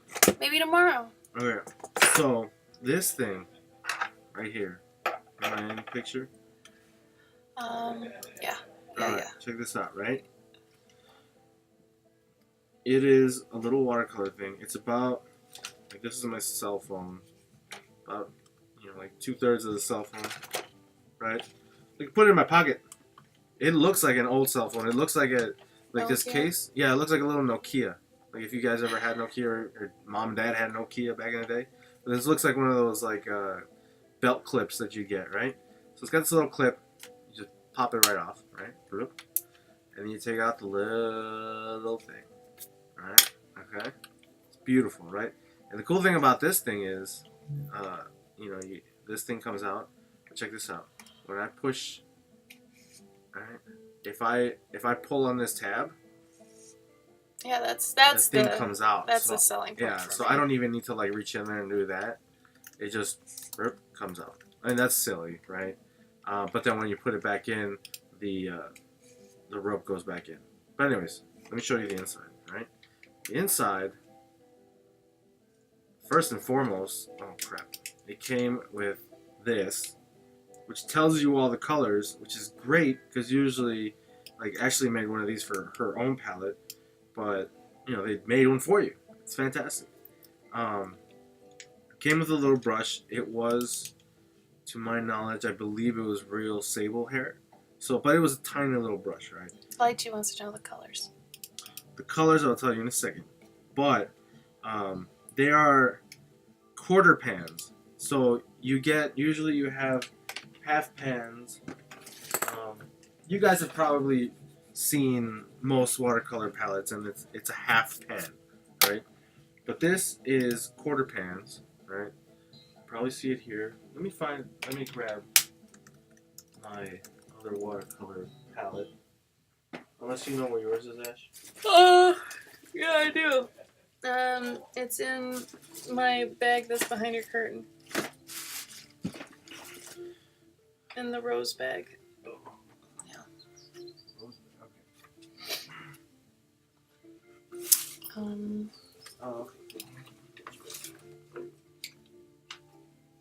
So Raw meat is so disgusting. whoop. So the regular half palettes are like, we'll do a size comparison here, but okay. You can see. Can I see? Yeah, give it here. Explain. So you can see like the half pan is your run-of-the-mill pan, but then these are quarter pans, which I've never seen. Give me a full pan. Huh? Give me a full I don't pan. have a full pan. Yeah, you do. I do. See? I put mine in mine. Yep. These Yeah. are full pans. So see how those are like kind of... I wouldn't say double, but they're like another third bigger than the half pans. Yeah. Even though it's half, I don't think it's actually half. Yeah. Yeah. So those are full pans. So these quarter pans are like the size of your pinky nail. What is that damn noise? It's Tim and them. I think they got a train whistle or some shit. But anyways, it's super nice. It's basic colors. Wait, do you have the palette? It's a lot of great colors and a lot of ones that I would actually use too. You're gonna have to go upstairs. Figure that out. Yeah. Please close mine up, Will. Yeah. But it's super nice and it's got that little ring on the bottom. Oh, we love those. Yeah, it's got the little palette ring thing, so I can hook it on, you know, on my finger while I'm drawing, or really it's like this, you know. So you know, you're super nice. I use this thing a lot more than I thought I would. That, and it fits perfectly in a fanny pack. And basically for what was it, like not most of the trip, but like the last third of the trip, all I did was I didn't even use my bag anymore. I just used my He just actually carried his sketchbook. yeah, I carried my sketchbook and then I walked around with my Game Boy fanny pack, which was invaluable to me because it was lovely. Also, we had these things. If any of you guys go to Target a lot, they at one point they were selling these things, Oh yeah. and it was like a actually got one too. Here, I'll show But, you mine. I traded out all my other stuff that I was using for this. So I've got, I don't know what they're originally for. I think it's a first aid kit where you'd put like Neosporin, bandages, stuff like that. But holy shit, is it good for art supplies. I've got my main markers here that I bring with me. I usually just bring grayscale because the whole set would be redundant and crazy and insane. But this other side then has a net, and the net has, you know, all my microns, all my jelly rolls, all my stuff. My tiny eraser, chapstick, you know. And then I even put this ginormous pencil sharpener in here, and it still fits, and my water cup for if I want to do an ink wash. Like, and it all fits, and then it zips together. It's got a hard case on the outside, and it's got a little handle. Like, it's not like super hard, but it's hard enough to keep your stuff from like getting bent. Yeah. Because once you got all that stuff in there, then it makes it into a block, right? But like in mine, I managed to. I have a little like. I don't know if you can see it, but it's like a. It's like 5 by 3.5 by 5.5, I think, maybe a sketchbook in there. It fits in this little pouch, and then I had all my supplies in there too. But what's nice is it's got this little. It's got a nice little like handle here, so you can just carry it around like that. You could probably even put like a 8.5 by 5.5 sketchbook in there, and then boom, you're ready to go. You want to go to the mountains? You want to go to the forest and draw some shit? You want to go to the coffee shop and draw some stuff? Boom, you could be the medic artist, right? Gabe's gonna go check on what that one thing is. I'm gonna answer Faith's question because Gabe was talking for a very long time. Faith asks, for sketchbooks, how many do you order to sell at conventions? I'm guessing you mean like the art books that we end up making of our sketches. Which I haven't done one of those technically yet, except for Adorned Animals, but I don't call it a sketchbook. It's an art book. But it really depends on the convention. I'm proud of you. I would say, like, every time I get scared for a convention and I'm like, okay, I need a bunch of this book, I always seem to pack 20 of every book I have. So 20 nature notes, 20 Grigors, 20 pets and armors, 20 adorned animals. And there's only been one time so far in 2 years of doing big and small cons that I have sold out of Grigors. Everything else I didn't sell out of. So I guess 10 to 15, Faith? Like, obviously it depends on your art, how far along you are, your presence, all that stuff, because, like, Tim, I don't know how many he brings. But his are, like, a very impressive art book. Same with Gabe's Jupiter's. Yeah. Like, this is different than just a sketchbook. No, hand me your sketchbook. Do you have your sketchbook? Yeah. Okay, so at Gabe's table, this is another thing you gotta watch out for. And remember, if you guys are interested in learning more about how to do conventions, Gabe and I do mentorships on how to start conventions. We'll even tell you how much money to bring, how much you have to worry about, like, walking distance to the hotel from the convention and how to remedy that. Stuff like that. Like, is it cheaper to actually get a room in the hotel that the convention's at, stuff like that. If you're interested in that, email us. There's links below the stuff.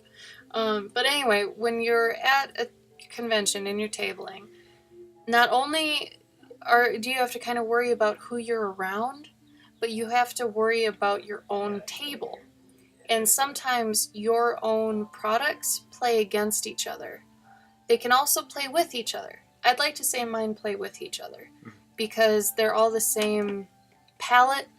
None of them are speaking too loudly compared to the other ones. I think they're pretty even. Like when you look at them as a whole, there are some that are bigger than others, but my biggest book is a coloring book, so there's not a lot of color drawing you towards it, so the size doesn't affect too much. Gregor has gold leafing, which is very eye-catching. However, it's a smaller book, so that evens out in itself. So a lot of my stuff is very balanced on my table. Gabe, however, is honestly still having trouble with his table. And we haven't figured out what the problem is yet, but we're still working on it. But he's got this book, which obviously is a very beautiful book. It's got the, like I explained earlier, it's got the gold edging, the embossing, the cloth cover, the little gold bookmark. Very impressive book. And then he's got his, what is this, the 2016 sketchbook? Yeah. His 2016 sketchbook, which next to that book doesn't look very impressive, honestly. I mean, the cover's gorgeous, but it's also not hardcover, so it's a lot harder to stand up, so you need to buy stands. And it's got a lot of good stuff in it, lots of good sketches, like great paintings. It's a really nice full art book. It's a really nice size. I think the thing with that one is that a lot of people don't. The only people that really buy it are people who love art. This is meant for specific people. This is meant for everyone. Which that's another thing. Which of your products sell to which people, and overall, who are you selling to? That's another thing with Gabe we're having trouble with. Like, who's his demographic? I basically know mine to a T at this point. But we're still figuring it out. His is very niche at the moment. That's why we do kind of poorly at anime cons. I do a little bit better just because of my pet aspect and the animals and stuff. But Gabe is very sci-fi. But I think you're leaning more towards fantasy now. So that might help. It's getting more fantasy sci-fi. So. But regardless, what I'm trying to get at is when this book is too close to this book, it almost is blowing it out of the water. Mm-hmm. So usually we try to space them at opposite ends of his table. And then, depending on what they're next to on either side of him, the people who are tabling with or next to him, that can also play into how your products are seen. So you can always kind of practice what your table's going to look like when you're at home, which I absolutely say to do. You should always try your new setups before you get to a convention, 100%. And the full setup, don't just like lay out your table and be like, okay, if you have curtains, if you have like rigging, do it all. Because that's the thing you're going to get to the convention. You're like, damn it, I needed clamps. I would have known I needed clamps if I would have set it up at home. So it's stuff like that that you don't really think about. But it's such a balance game. So everywhere you go, you're going to change your table a little bit. If you're on the corner, if you're next to someone who's really good, if you're next to people who are bad, if you're next to poor Sean at AwesomeCon, got put next to this guy who was just awful. He was overselling everything. He was in front of his table, which is not okay. And he was just like scaring everyone away from Sean. So you have to almost like account for that and then also complain to a staff member at that point. Mm-hmm. But there's so much that plays into your table at every single con. Every single con is different. You will never have one that's similar. Even if it's the same con the next year in the same place, always 100% different. I'm not even kidding. So Faith, to answer your question a little bit further, she asked, for your sketchbooks, how many do you usually sell at a convention or order to sell? And I mean, I would bring 10 to 15, but always order more. Like when we order our books, I usually order in 50. I order 50 of Grigor, 50 of Pets and Armor, 50 of everything, because usually it takes me a few cons to get through just 50. However, if you're Tim, totally different story. Like I said, I can't speak from his point of view, but I think you're probably closer to our level than his level. Yeah, I guess it also depends on how much capital you have to spend on Yeah, sketchbooks. because Tim and Key at this point are talking with Pete Moorbacher, and they're trying to figure out how to get their stuff on trains to go to conventions. So we're not at that point. I don't think I want to be at that point. I don't want to have to worry about a train. But anyway, sorry, I'm gonna catch up with the chat now. Emily's surprised I'm doing a meat book. Mm-hmm. Well, I can't really explain why I am. I don't know. I mean, it fit in kind of with the Halloween thing. Being a vegetarian, yeah, I suppose that's kind of weird. It's a good texture experiment and challenge. If you guys haven't ever drawn raw meat, it is very different than other things. There's a lot of different speck highlighting on the muscle sinew, which is like the striations in the musculature, and like the fat deposits too, and how they vein out and in between muscles. So regardless of how I feel about the raw meat, it's still, from an art perspective, I need to do it. It's similar to if you have personal feelings about a certain type of thing. And if you're at a job and they tell you to draw that thing, regardless of how you feel and your beliefs, you have to do it because it's your job. So a lot of people are going to have to deal with that in their life, so you got to get used to it. I mean, you can't just say, oh, I'm not going to draw that. It goes against my beliefs. You have to do it if you want to keep your job. So being a vegetarian, I still have to, deal with that. I mean, it's still just meat, But yeah, and like I said, it's interesting. I haven't done something like this yet, so. Man, I'm really far behind. Sorry, guys. Where did you get that? Maybe I missed because I was making noise on my room. Target. Oh, yeah, Target. But go check a Goodwill right now. Gabe and I... One near a Target. Oh, Carrie, if you want one of these, Oh. Yeah, she's close. Yeah. There's a Goodwill that's right next to our Pick and Save. They had 20 of mine. It's the one by Woodman's. No, it wasn't. 100%, I know. No, it wasn't. 100% it was the one by Woodman's. Because I remember exactly where they are. It's the Woodman's one. 100%. It's where you got either your way. check. Either way. Carrie, if you're here and you want to get it, yeah. But they were Target. They got 30 of them. Yeah, there's so many. And they're like $2.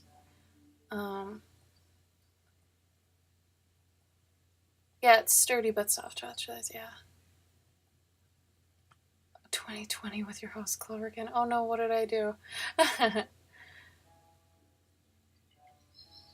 Aw, that was nice, Usagi. Thanks for giving them a link. 30 will hold you over for 4 cons, I think. I mean, also, how far apart are the 4 cons? If it's over half a year, you're going to be fine, because in between cons, you take inventory, and if you need more books, you get more books. I know you probably think you're going to sell out of stuff, like, right away. You will not. I've only sold out of something once. It's very rare for anyone to sell out. The only reason Tim and Key sell out is because they don't make a ton of copies, A. B, they don't go and make new copies. And, I mean, if you get pressed, where I have sold out of probably my sloth print the most, but it's only happened, twice, and I had to make a night run to, a FedEx, so you have more product. If you sell out midday on a Saturday at, New York Comic Con, you have to get more. Or else you're losing tons of money. So, in that case, go to, an Office Depot, get prints made, that sort of thing. But they don't do that. So that's another thing, because they do it on really nice paper, rightfully so, with a good printer, sell it for $40. My prints are only like $15, and then like, 3 for 30. Is it 3 for 30? Yeah, 15 each or 3 for 30. So you're getting a deal. But like I said, if I run out, I'm gonna go get more. But it hasn't happened that often. I don't know. It really depends, and it depends on the con. You know.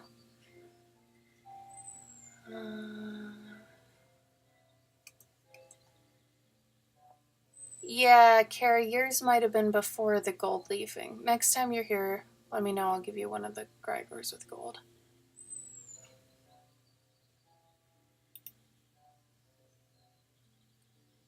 Soggy, I know. My prints are not my primary sell. They are the last thing. They're an afterthought for me.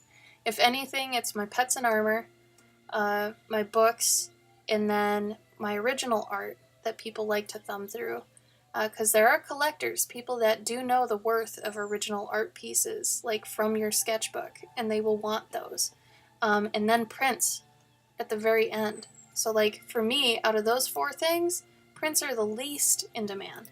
But like I said, that's just me. For other people, it could be totally different.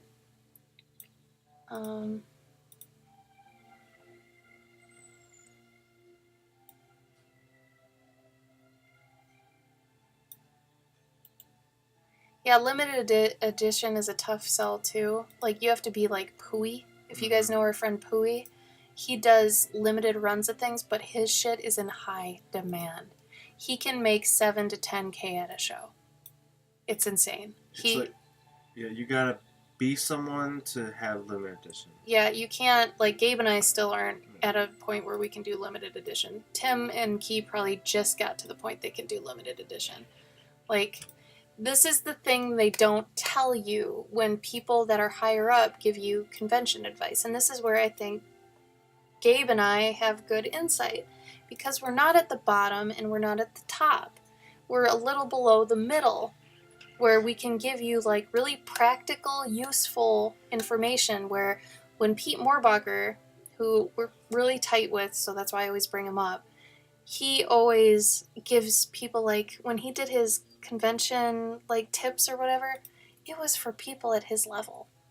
Like, he was talking about how to ship your stuff to a hotel to get, put aside for when you get there. We've never done that. Our stuff has always been in our luggage. Like, we carry our entire table with us. It's like if you have boxes upon boxes. Yeah, if you've got inventory like him that he's selling out like mad at every show, and he's got like exhibitor booths. Remember, exhibitor booths are like $800 to $1,000. Okay, plus, yeah, and then some. And he's got a gallery set up. Gabe and I have little modest 6 to 8 foot tables that we bring all of our table stuff in our luggage. And that's where you start. And you're going to start there, okay? You're not going to start at the top. And that's where, like I said, our mentorships are catered to that for starting. They're not going to be like, hey, here's how to ship to a hotel, how to get an assistant. Like, he had a whole section on how to get an assistant.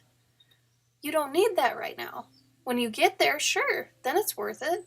But there's certain things like the selling out of prints, doing limited editions, stuff like that, you just don't qualify for it yet. We don't qualify for it yet. Mm-hmm. Like, truthful example, yesterday, I think I put up a new print on Etsy. If Tim or Key did that, gone. All of them gone. Like, however many they'd have, gone. I didn't sell one. It's one of those things. It's they even struggle with that. Like, they don't. Yeah, sometimes they can struggle too, but if it's a really nice print, they're gone.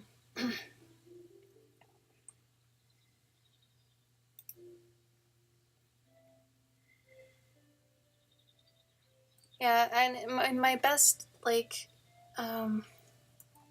it's good that you're prepared for that, Faith. I'm glad you're thinking of this, selling out limited editions, all that stuff. Don't necessarily waste your time with making things in preparation for that, though. waste your time making the content that defines you. Don't worry about your brand as much yet, because your art will end up making your brand. Does that make sense?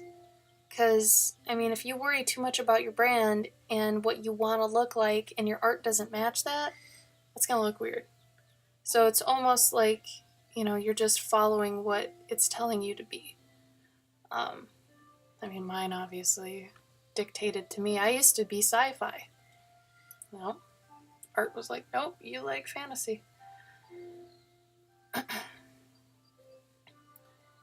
What would you call your pets in armor? What do you call that? Your commission title? My banner is 2 feet by 4 feet because it is the biggest thing. And it says your pet in armor, which technically isn't accurate, but it's eye-catching. People understand it immediately, and it's like enticing right away because it's their pet. It's like their baby. Like, Gabe tried you and your favorite food. That didn't fly. Like, mine hits a nerve. And a lot of pet portrait artists do this sort of thing. Like, I have a friend who does your pet in a dessert, as a dessert. They're kitschy things. Mine, though, goes really far into it. Like, at this point, like I said, I call myself a paw reader. So I'm translating their personality into a D&D class that fits them. And at this point now, it's turned into such a gimmick that when people, like, they'll be 8 feet away and looking and pointing and laughing at the poster, and I motion, I'm like, come here. And I'm like, what do you got? And they're like, oh, I got a cat. They always say their cat's an asshole. Always. They'll start with that. I'm like, I get that a lot. Tell me more about him. And now I can do it on the fly. And that helps me sell it. So regardless of your products at your table, you have to know each one backwards and forwards and be able to just pimp it. You know what I mean? Gabe and his Jupiter book, awesome. His pitch for that book is on point. You have to have a pitch ready for everything. Think of your table like you're an animatronic, okay? And they put a coin in something once they pick it up or look at it. And you have to really start feeling people out, like the ones that don't want to talk to you, or the ones that are kind of curious. Because some people want to figure it out on their own. Some people need to be told what it is. Other people don't even want to be talked to.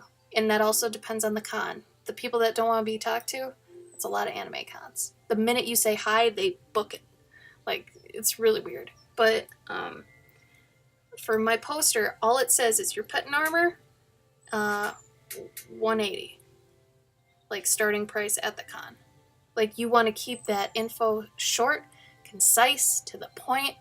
No, like, Sean made this, like, little commission sheet. Gabe had a commission sheet where it gave all these numbers, all these choices, all these things. I have one too behind my table. The initial price, you want to reel them in with like the cheapest price you have, because that's what gets them there, and then you have to sell it to a higher price. Okay, I know that's kind of like confusing maybe, but if you put something out with a ton of text, no one's going to read it. Mm-hmm. This is mobile game, like UI tips, technically. A lot of text, people don't read it, ever. Small, concise, up to 5-word sentences, stuff like that. Keep it small. And like I said, like, don't put a range like 180 to this. Don't do that. Base price. Starting price. Okay? See, I tell too much. I don't leave anything for mentorship. Faith, I think don't worry about spending too much money, because you are going to spend too much money. Because you have to spend money to figure out how to make money. Like, that's just any business that anyone has ever invented. You got to spend money to figure out what works and what doesn't. So you're going to spend money, but eventually, if you keep with it, you'll start making more. Also, you're going to have to be okay with changing things after a few cons. You're going to change things every con. Yeah. I've probably changed my booth now at least 7 or 8 times. And probably people don't notice it, but it's things like swapping out a different, like a cloth banner for a vinyl banner. My next iteration, if you guys have seen my booth, I've got the cloth at the top, cloth on the sides, and my vinyl banner at the top. I'm going to change it to vinyl and see how that goes, because then I can roll it all in a tube, and the tube fits in standard luggage. The whole cloth thing, if you can avoid cloth, do it, because the wrinkles make you look terrible. Cloth takes up a ton of room in luggage, like a stupid amount of room. You wouldn't think it, but it does, regardless if you fold it, roll it, what have you. Stuff like that. It's maddening. Anyway. Pemberkin. I love it.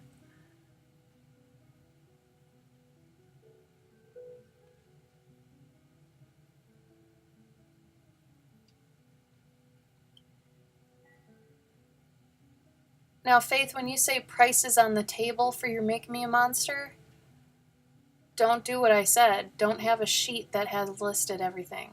If anything, if you don't want to, if you want to feel out, bigger the better in terms of signage and shorter amounts of words and things. So, if anything, if I were you, maybe do an 11 by 14 thing that says Make Me a Monster and do like starting price, let's say $80 for you.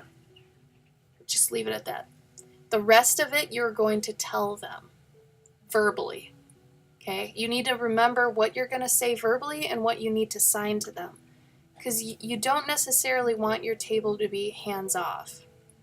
Some things you're going to have to tell them.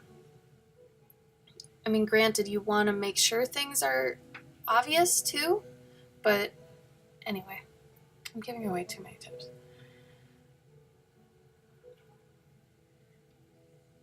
A small sheet and a flip book. Your prices are in a book?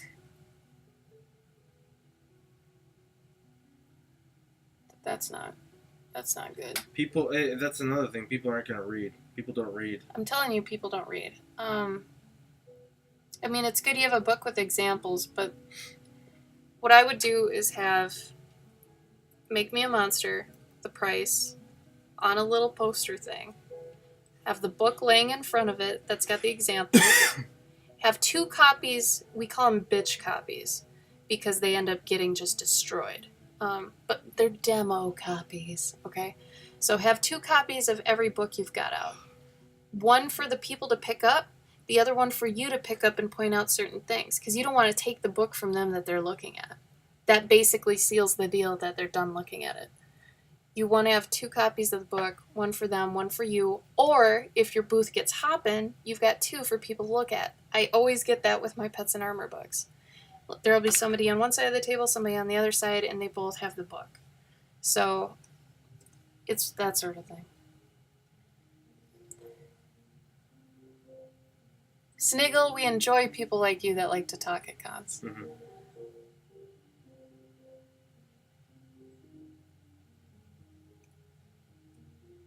Faith, why not just have that book a sellable book and be an example book, like my Pets and Armor book? People can buy that book for $30, but it also serves as a, hey, you can get one of your own. Like, make Me a Monster book like $15, $20. I don't know if it's paperback or whatever.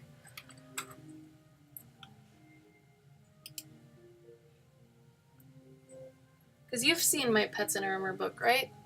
You know what that looks like. That's more like an art book, but secondary, it's also a sample book.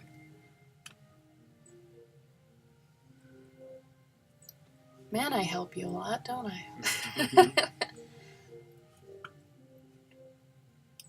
I might actually pull back now on tips. If you want more info on the convention stuff, you got to get a mentorship with me.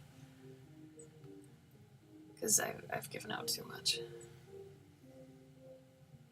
I've got one with Corey right now, and I give a con starter sheet to make sure you're dotting your I's and crossing your T's or whatever.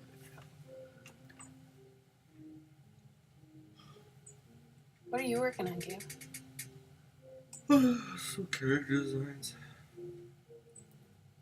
For the new thing? Yeah. That's cool. Is it fun so far? I guess sort of. I gotta research some like 1800 cowboys looks. Oh, that's kind of cool. What are you guys all up to? Sorry I went on the convention thing. I get really passionate about that because honestly, I feel like my old job plays into it a lot, which I'm very thankful about because otherwise I would feel like those 10 years are wasted. But I actually learned a lot from it that's helping me now. So remember, nothing is wasted. You can always use all the experiences and knowledge you've gained.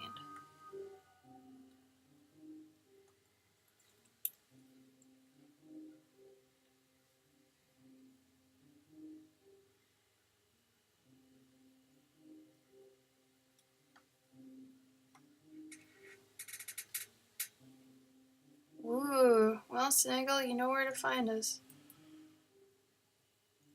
If you end up wanting more tips and stuff, you know, we're here. Drawing or sleeping? We're drawing or sleeping, is that what you said? Cass is deciding between drawing or sleeping. Maybe try drawing, and if it's too hard, sleep. I could get that, I understand.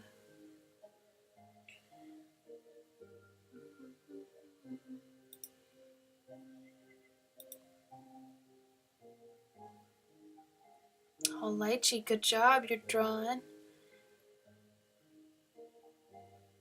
It's still crazy to me. Like, I still remember starting cons and how scared I was and how I didn't know what I was doing. Like, I still remember that, but going just balls out and going to every con I could, you know, really helped. And, like, the only way I was getting money to afford those cons was by doing freelance work at the time. Because that was after my buffer ran out for my full-time job, so I didn't have any money left. So I was doing freelance work. Some of it I think was for Gabe. Because this was pre-dating. But yeah, you gotta, it really sucks though once you get into this cycle, because then the money you make at cons, you know, is going to be put back into the cons, and then you would never really catch up unless you stopped cons. You know what I'm saying? Yeah. Like, it's really weird. Oh yeah, give each other compliments. You guys are so great. Oh. Oh my god, I have chocolate ice cream. Oh my god. That is one of the best realizations. You have chocolate what? Ice cream, remember? I made the mistake of going to the grocery store the other day hungry, and I just started shoveling things into the cart. I was like, I'm gonna eat this ice cream, this chips, this thing, that thing. It seems like you did not make a mistake. Oh, Soggy. Okay, this is a really good point. If you ever find an artist that you know that there's an art piece you want and they don't sell it, ask. Like, there's no problem in asking. I had this one woman who, at a convention, had looked through my Adorned Animals book, and she had asked, do you sell prints of any of these? And I said, no, you know, it's just the book or whatever. And she's like, huh? I'm like, well, but if you end up wanting a print of any of them, email me, and, you know, we'll work something out. And she ended up, you know, doing that. And then I ended up giving her like 3 to 4 prints from that book, sold it to her for like $30. It's great. So, Soggy, you know, if you really like that piece, go for it. Because a lot of the times we're doing trial and error. That is the other really hard thing, is knowing what's going to hit. Like, my best sellers are my sloth, my owl with the books. Actually, probably is better than my sloth at this point. And my bird with the key. Oh, and my snail mouse. Actually, it's probably owl, snail mouse, tied with sloth, and then the bird with the key. The other ones don't sell as well, and those ones I wasn't sure about either. But sometimes it'll throw you for a loop. Like if you upload something to Instagram and you're like, oh, I didn't really like this one, but screw it, I post every day, so I'm gonna post this. And it just hits and people love it. And you're like, I don't get it. And it's frustrating, but then you know people would probably like this as a print. What really sucks is when you post something, you're like, man, I'm so proud of this. I spent so much time on this. This is totally me. This is me. And you just post it and no one likes it. But you're like, man, I want to make a print of this. Oh, like my original Cloverkin print I made probably 4 or 5 years ago at this point of the mouse troupe that's playing instruments. No one bought it when I first made it. Then again, I didn't have a fan base yet. Now I bet actually that might do okay. But I did have a woman that randomly saw that on one of my websites, and she was like, do you have this as a print? And I had one lying around that was my prototype print, and I still kept it in great condition because I loved it. And I was like, you know what, I do? And she was like, can I buy it from you? I was like, yeah. So it's weird interactions like that and people randomly finding certain art and asking you things. The best thing is when people tell you what they're looking for. You know, if you don't ask, you won't know. So better to ask than not to.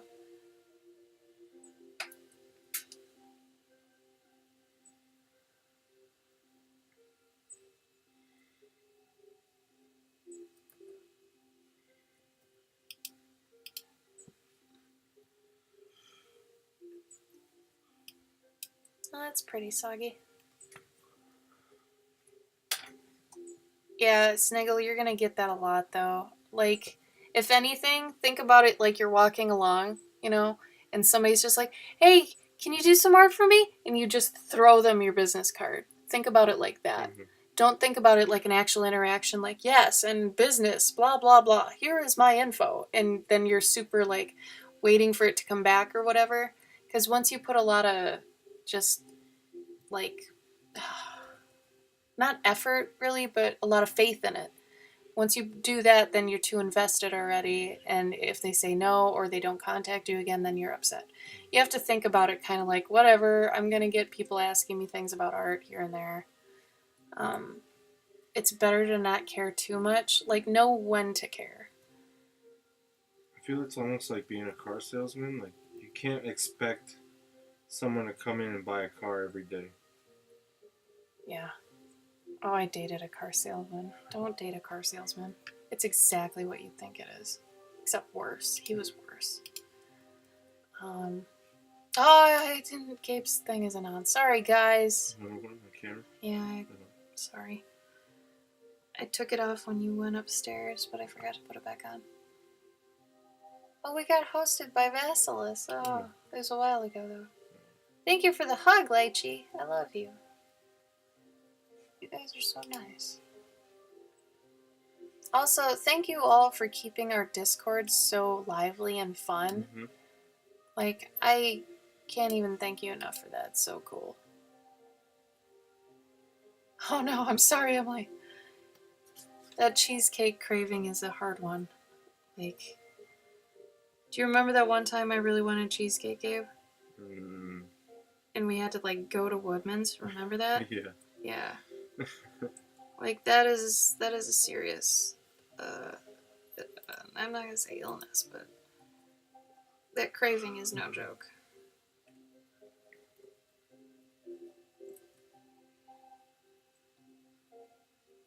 Also, Soggy, I don't think I ever answered you. Yeah, Thor was really fun. Mm-hmm. Yeah, don't date a car salesman. I'm serious. Like, I dated one. He was not okay.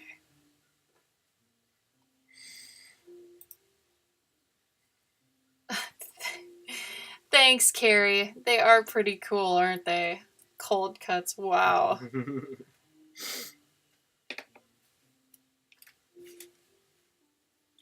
Yeah, I think the rule is you don't want to eat something like 2 to 3 hours before you go to bed. But lately I've been getting really, like, I don't know, ballsy, I'm gonna say, or just at least daring. Yeah, I've been daring. And you know how if you eat certain things before you go to bed, you have certain types of dreams? Usually if I have like a lot of sugar, I'll have a nightmare. But I've been trying to do different things like salty before bed or savory before bed and see what happens. So, I mean, it's totally up to you. If you already exercise, though, every day, you should be okay.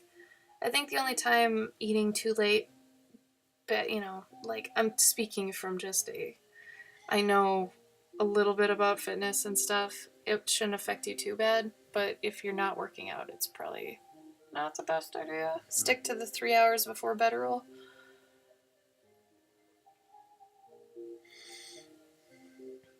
You can go to bed in minutes. Sagi, I'm gonna buy you a Fitbit so I'm getting hungry now. you can track all your steps you take to and from work. Because I bet you burn at least 200. I want some Santa Toast Crunch. You're gonna have to wait. I gotta finish this book. Oh.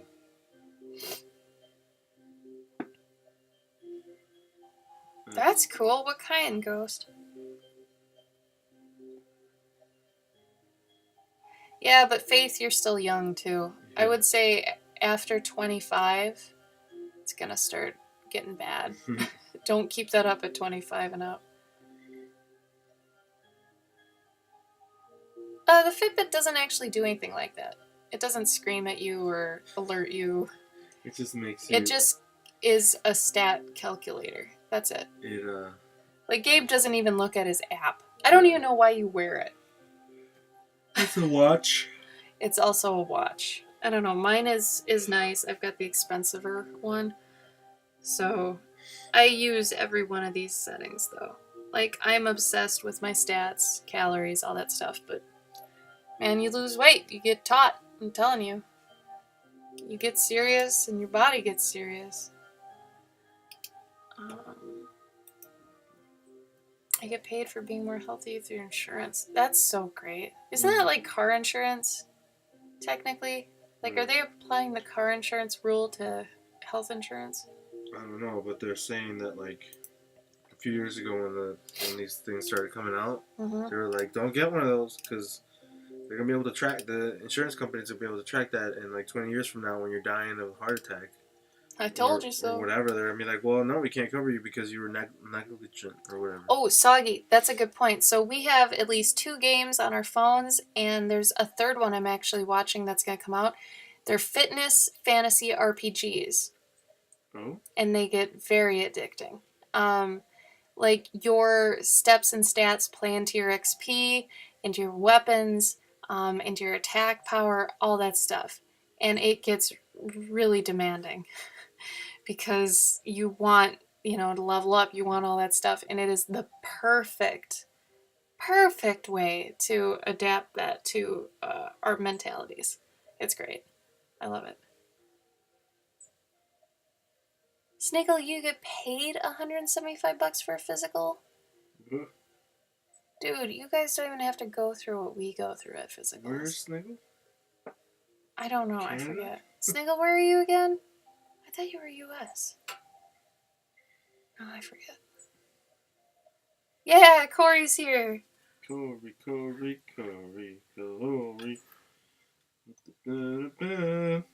There's also this other cute game I have. I'll show you real quick. Missouri. See, I told you he was US. Who's paying you to take a physical? So there's this cute game called Walk-A-Mon. And this is one of the ones. Let's see. Obviously, it's got the sort of thing. But I named him Cyst. Depending on your steps and stuff, like, it's tied to your Fitbit, and then it syncs with it, and then you get XP based on that, and it levels them up. And then you can buy them hats and stupid things, stuff like that. So you can feed them. It's cute. You also get these, like, little power-up things and stuff. I don't know. It's pretty fun. Soggy, you had to bring it up, huh? The Switch isn't opened yet, and we've had it since July. I'm hoping for Christmas. It was my summer Christmas gift to ourselves. Maybe I'll get to. I have 1, 2, 3, 4, 5, 6, 7, 8, 9, at least 9 commissions to do before Christmas, and I want to get those done. So we'll see. Yeah, my background is Gabe and I cuddling. What of it? Get over it. Open that bitch. Get Mario. But there was one game I played, and it's not around anymore, but it was a fitness fantasy RPG. And then recently I found out that one of the companies that I follow is making a new one. And I'm so pumped because I got into that. I don't want to get Mario. It just looked too weird. It was like the Kingdom Hearts of Mario. Let's throw all these things together people like and sell out. I'm a jerk, though. We'll probably get it because Gabe. Gabe is a child at heart and can, like, enjoy things. I'm not... I'm not a nice guy, I guess. You guys enjoy fun things. I critique too much shit. I don't know, I think it's weird, the mixing of the real world thing, and I don't know. That doesn't feel Mario to me. Gabe, what are your actual thoughts on it? Curious, Yeah. but I will not pay for it. For sure, I will not pay for it. Somebody else gets it, I'll watch them play it. Oh. Also, you guys will be pleased to know, I think we're gonna get Gabe a Kindle for Christmas. You know he's wanted a Kindle forever. Well, thank you, Faith. I could see that, Soggy. Mario was always fun for just even that. Apple nut. Apple nut, apple nut, apple nut. Do it. Or raspberry. How do you have so many cheesecake types? I'm so angry. Like, totally jelly. Okay, so this is gonna be the fat. This is gross. I hope this doesn't gross people out too much. Then I wanted to throw some herbs on this, because usually, like, when you tie up raw meat, there's some herbs you attach to it. Maybe I'll do that here. Like I forget what a bouquet. An herb bouquet. That's what it is.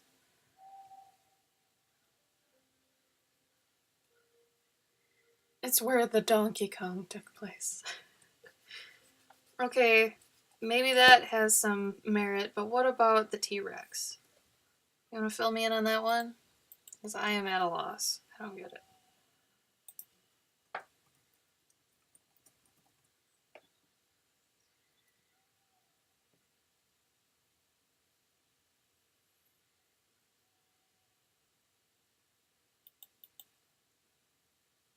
Oh, that's okay, Faith.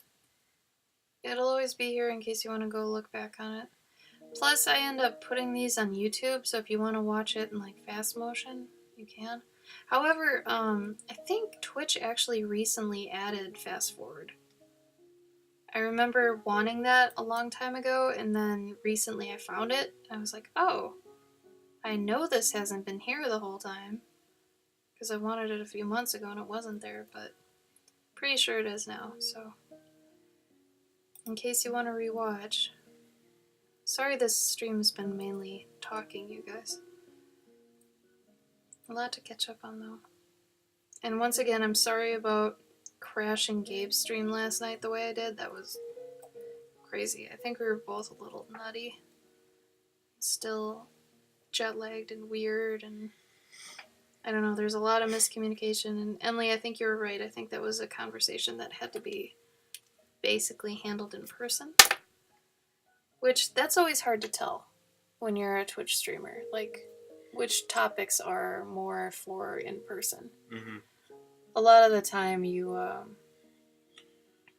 don't know until you're deep in it. I think you get pulled into it too, because you try to explain what you're talking about. Yeah. Oh, Soggy's gonna be mad at you for yawning. Or was it Snaggle? Sorry to anybody who doesn't want us to yawn.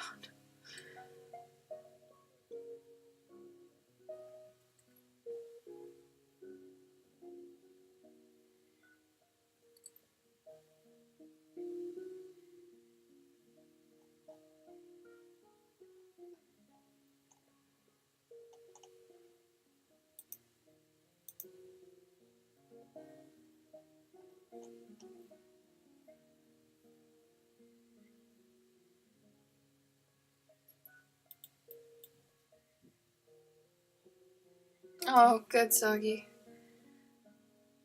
Except I think if you were there, you would have made light of it and probably kind of saved it. So I'm a little sad you fell asleep because your insight would have been valuable, but regardless, I hope you got good sleep. Oh my god. Usually I don't have good naps, but today's nap was amazing.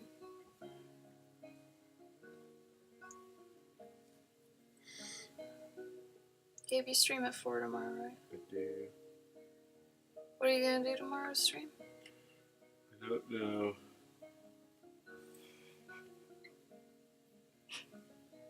And all those of you who want to start Twitches too, or at least streaming, don't do the Insta story or Instagram live thing. It's a waste of time. You're not going to get new people, which is the main reason for doing this sort of thing.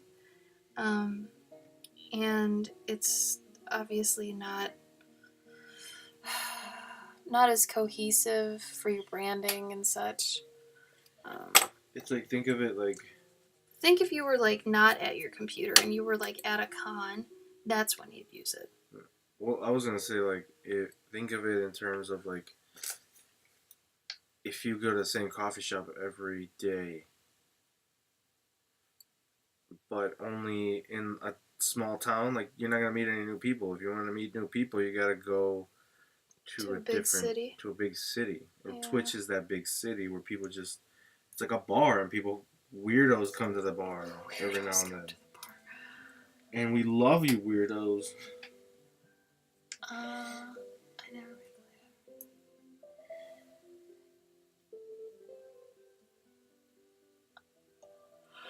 Oh no, I read the word yawn.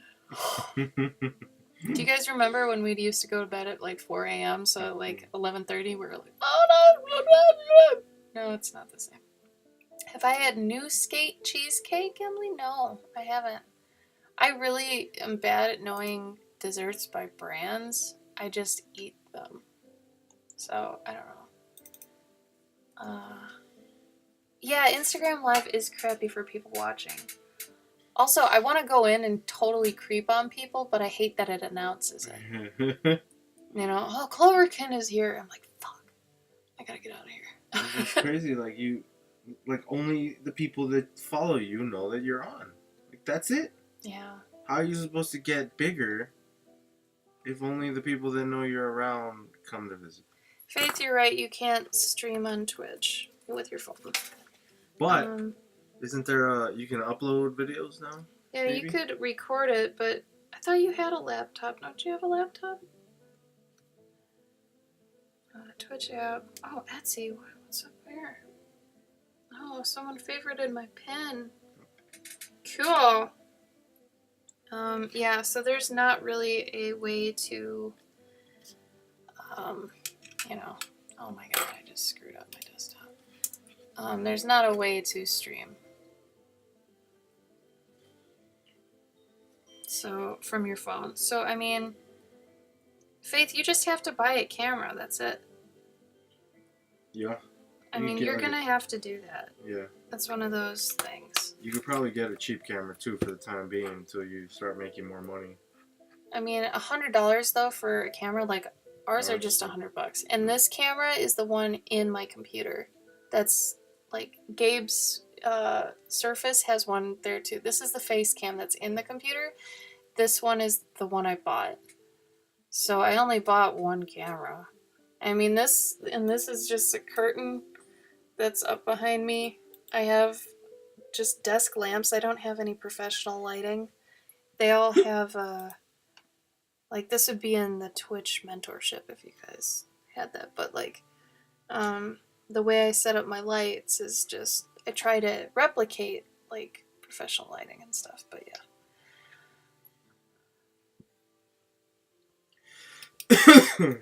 Yeah, Faith, if you just have a newer laptop and you can spare like, I don't know, 60 to 100 bucks, just put 20 bucks aside every paycheck for the next whatever. And if you can, and you know, or Christmas. Mm-hmm. Christmas is coming. Those of you with good families, you know, say I want to start doing this thing. It's for my art. I'm telling you, like, this is one of the best investments you could probably make if you're serious about getting into streaming. You need a nice camera, at least a decent camera. These are decent cameras. Me, Key, Tim, Gabe all have the same camera.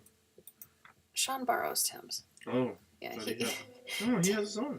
No, he borrows Tim's. Oh. Tim's or Key's, like we used to. But we all have the same camera, and it's.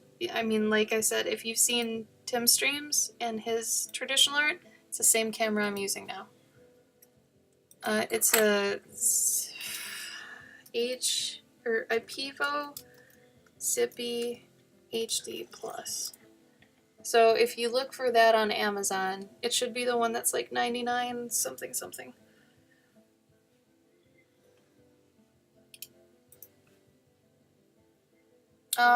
Soggy, that link was broken.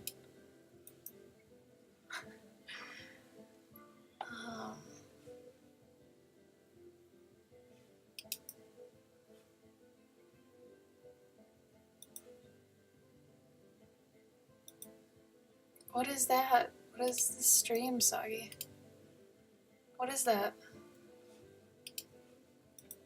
Oh, that's crazy. And that hooks up to your Twitch account, Soggy? Yeah, Gabe, you should actually look at that. Because Gabe's always the one that wants us to stream when we're on the go. And I'm like, we can't. What? How the fuck, what is it called? What do you mean? I don't know, but you probably sign in with your Twitch and then it, like... It's in the Twitch app? Where is it in the Twitch app? You tell me, because I could not find it. What was that? Sniggle! What? He finished my cooking with Cloverkin! Oh, right. Sniggle! Oh, I can see it on here too. Thank you. Is this because we're having a baby together, all of us? Sniggle, you didn't have to. Thank you so much. Thank you. Maybe that's what I should do. Every time someone donates, I'll cry. Someone would like that. I'm guessing that's what the rocks are in my little jar. Because I made different, images for each like donation and host and stuff. So I think the rocks are each $10. Cute. Sniggle! Thank you, dude. What should we cook together? Oh, I'm excited now. I haven't even thought about this until now. It should be something somewhat difficult that takes at least probably 2 or 3 hours. I would want the stream to be that long. Like, my initial thought was tiramisu because it's... What is in the shot? I'm streaming. Is there anything bad in the shot, though? I don't know. Oh my god. But yeah, you can stream from your phone now. What? So now you don't have no excuses, faithful imagination. Now you have to make the streams. Well, the problem there is, though, you won't have a face cam and a drawing cam. Oh, that's alright. You get a mirror. Don't listen to him, please. Get a mirror. It's kind of ghetto, but... Thank you, Soggy. Everybody give Soggy a hand, because Soggy, you have he's the guy. you have upped our game. Now we can Also, Sniggle. I Give can- it to Sniggle. Yeah, Sniggle even better. Sniggle. For giving us Cooking with Cloverkin. Oh, holiday food. Now But that's easy. I can't cook a turkey either because veggies. What? We can definitely cook a turkey. That only takes an hour. No, I'm saying like a dessert that I have a very high chance of destroying. Oh, yeah, okay. Because I want it to be funny, too. So if I destroy a dessert and then I have to eat it and it looks terrible and I'm embarrassing, I want that. Yeah. I want to fail with this cooking stream. The waffles, easy. Let's go hard on this one. What do you guys think? Like I said, I was thinking tiramisu because I've heard it's really difficult. Or maybe like a chocolate souffle or something. Like one of those things that's like a balloon and then it goes away. Or something I saw recently. One of those Japanese jiggly cheesecakes. Apparently they're really hard to cook. So I'd have to look something up. I'm excited as fuck. Cooking videos are the best. One of the desserts you light on fire. Not a bad idea. Okay. Flan. Flan's easy though. You can make flan in like 2 minutes. Oh, I also wish I could send you. Well, if it's something hard like some kind of cookies, I could send Sniggle some and like our highest donators.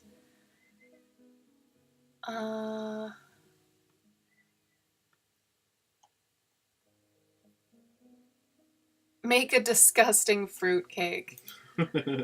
Ugh. Giga pudding. I think that's easy too, but I remember Giga pudding. I always wanted a Giga pudding shirt. What the fuck is a Giga Oh pudding? my god. Just look at it right now. Just type in Giga pudding. It is the cutest damn thing. I always wanted the shirt that says Giga pudding. Oh. Look at the images. Yeah. Isn't it cute? Oh, it's like a flan. This is a flan, yeah. But it's like, they're huge though. They're like this big. Oh, It's a bucket. Okay. It's a flan in a bucket. Oh no, Christy.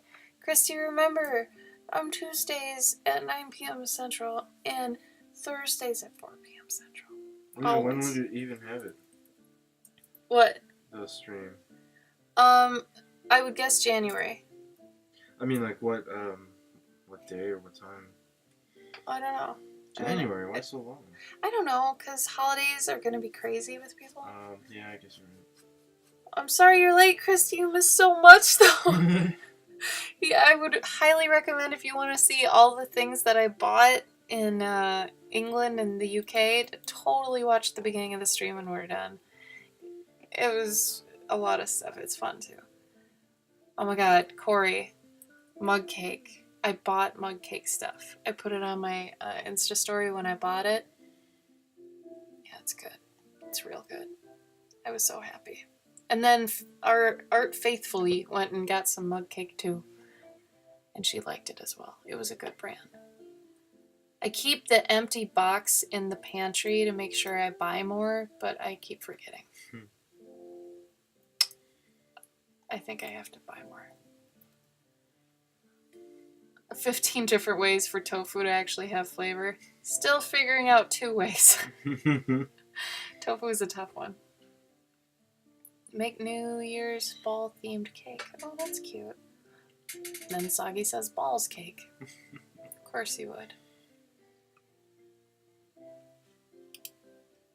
Well, Christy, you came in late, but big hand to Sniggle for getting us to our goal of $100. Yeah, boy. To do Cooking with Cloverkin round 2. The first one was crazy waffles and lots of different waffle things. But now we're going to step it up, and it's going to be something difficult that has a high rate of failure that I probably will demolish before I get to devour it. So, add bacon to tofu. Faith, that kind of defeats the point of tofu. Yeah. Especially for us. Yeah, we can't do that. We don't eat meat, so... Granted, a lot of bacon bits and things are vegan, which is funny. Like Bacon Bits brand is vegan. Yeah, isn't that weird? They're made out of soy. Sorry! I know, Faith. I know you're teasing. Honestly, if you just kind of braise tofu after you cook the tofu, and then you take like any sauce, really, any sauce you want, and then you throw it in and you turn up the heat and then you braise it so it actually like becomes crispy on the outside with the sauce, you're fine. That's how That's Chinese fine. people do it. Well, not the Chinese people, but the... Oh, Christy said croissants. I just watched a video and Gabe heard me watch the video on how to make croissants. They had 27 layers and it took them 2 days to make. Not worth it. Oh my God. I don't understand It was that. ridiculous. Well, they would fold it, flatten it, fold it again, put it in the fridge, take it out, fold it, flatten it, put it in the fridge. Like, it took a long time because otherwise, like with Play-Doh or something, think about clay. Yeah. When you want the layers, you have to make sure it's cold and separated with flour, right? It was insane.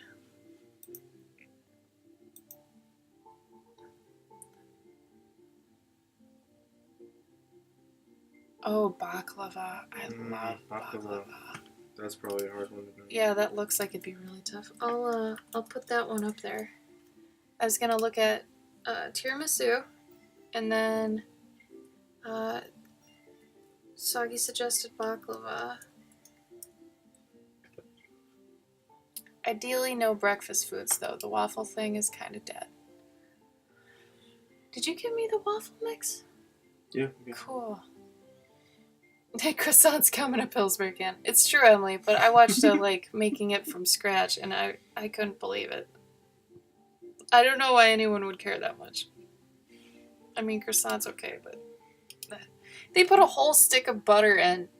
You know how upset I got? I'm so upset. Oh, pistachios are awesome. Soggy, I like hearing what foods you like. That makes me happy. Also, I just had one of those moments where you realize you're basically talking to yourself when you're streaming, and it was really surreal.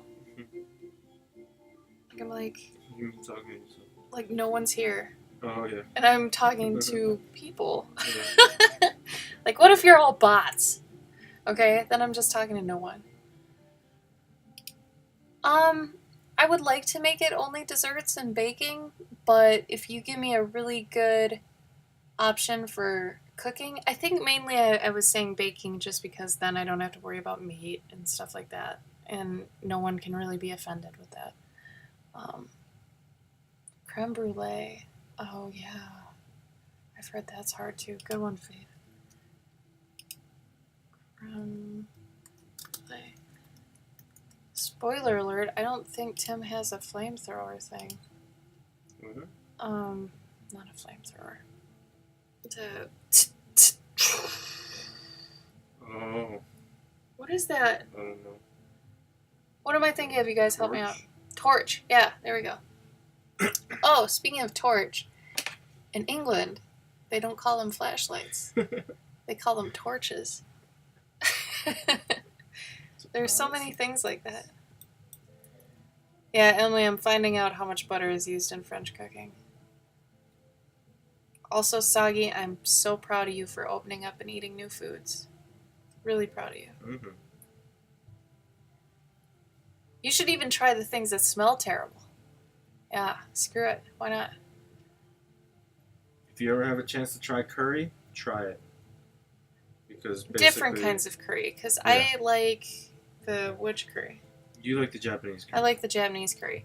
Japanese, For me, I have this thing where, what were you saying? Like, only a certain amount of the population have this thing with Indian curry. I think it tastes like Windex. Oh, yeah. And Gabe said he had read something about people who think Indian curry tastes like Windex, that they have a certain taste bud, like, not deficiency, but It's just how you taste it. yeah, it's just different. So it's weird. But the Japanese curry basically tastes like, well, I guess both Thai curry and Japanese curry, they taste like sort of almost like chicken noodle soup to me. Mm. Oh no, I'm thinking of ramen. Ramen is just chicken noodle soup. Oh God, why are you guys talking about Tim? Did I say something about Tim? Mm-mm. Gosh, Tim. You keep That's him out of him, my Tim. out of our chat. No, what did we say about Tim? Shit. I don't even remember saying Tim. Did I say Tim? I don't remember.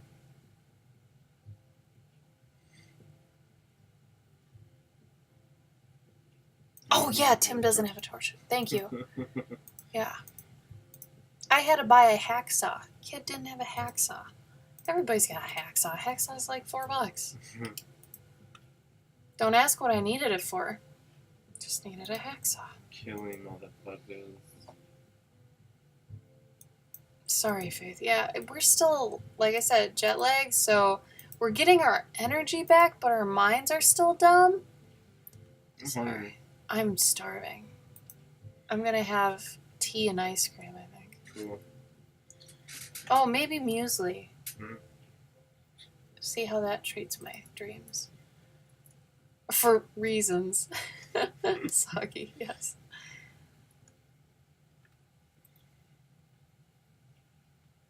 Did Carrie leave and not say goodbye? She's notorious for Oh that. my God, is she ever? No, it says she's still here. Carrie, are you still here? Ray also says baklava. Maybe I should. Hard? Huh? Hard to make? I'm looking. Phyllo dough. Philo dough. It's phyllo dough? I don't know. I was called the philo. Well, it's spelled like phyllo. You chop nuts, you unroll the dough. 8 sheets layered. This seems kind of easy.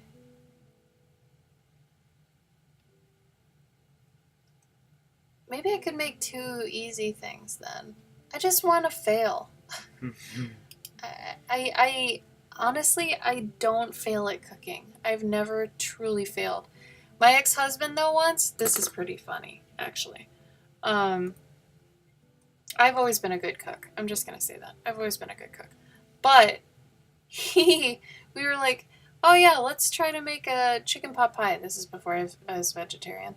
And I was like, yeah, this should be easy.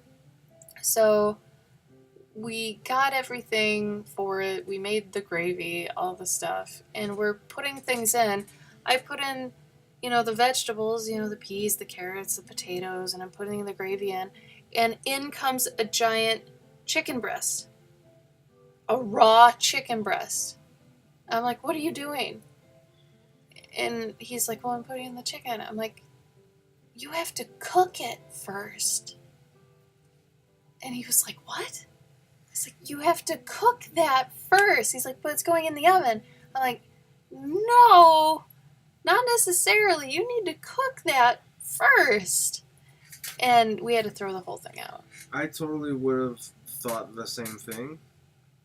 But before throwing it in there, I would have been like, do we have to cook this chicken first? Yeah, he just went. He just tossed it. Yeah, just knowing that, like, I don't want to ruin this chicken. Yeah. Though I feel like funny. you could have just rinsed off the chicken and then cooked the chicken and then made more veggies. But that's just Thank you, Emily. I'm glad you like the herbs in the book. Oh, Ray had to do it for Girl Scouts. Was it difficult? Because if it's easy, though I would like to make it. Maybe I'm looking at the wrong baklava recipe because it looks just kind of easy. It doesn't tell me how long it takes though. Boil sugar and water until sugar's melted. Simmer 20 minutes, remove. Yeah, it looks like you just throw it in the oven after you've done 8 sheets. Is it the 8 sheets you're talking about? Because I could screw up on that, I guess.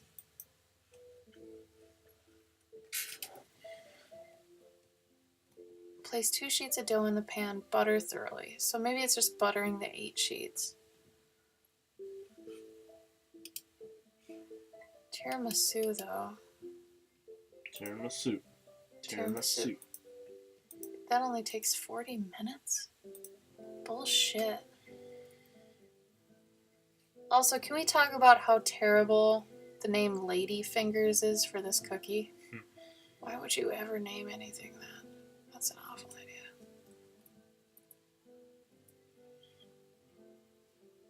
Faith, you should save that for your stream. That's your thing. Gabe's gonna mod a Game Boy on his stream. That's his thing. Mm-hmm. My next one, I think I'm gonna do something like, I don't know, doing a pet rock or some crap. I don't know. I gotta figure it out. My next one, though, won't be cooking. This is probably the last cooking stream for a while.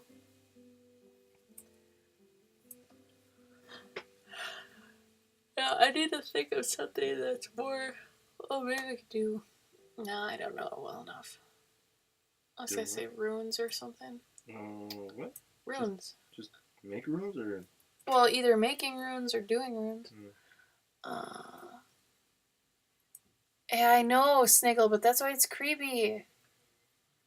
Yeah, Faith, I absolutely think you should. Then, you know, people could do it along with you, too, and you can be like, okay, it's a week before the stream. You guys should go out and get your sneakers. This brand is a good one for painting on. Mm-hmm. You're going to need these things. Paint along with me on my sneaker stream. Totally do that. That's yours. You should totally do it. It's a great idea.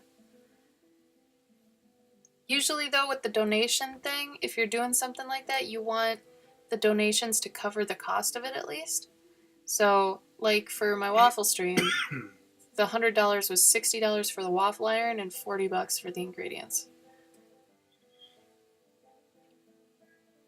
Fried ice cream. Oh shit. I don't even think I have the stuff for that. I don't even know how to make that. Blue Nello's here! Uh-oh. What are we saying about women's fingers? Nello! Why you so blue? Blue Nello. Blue Nello, name a really difficult dessert to make.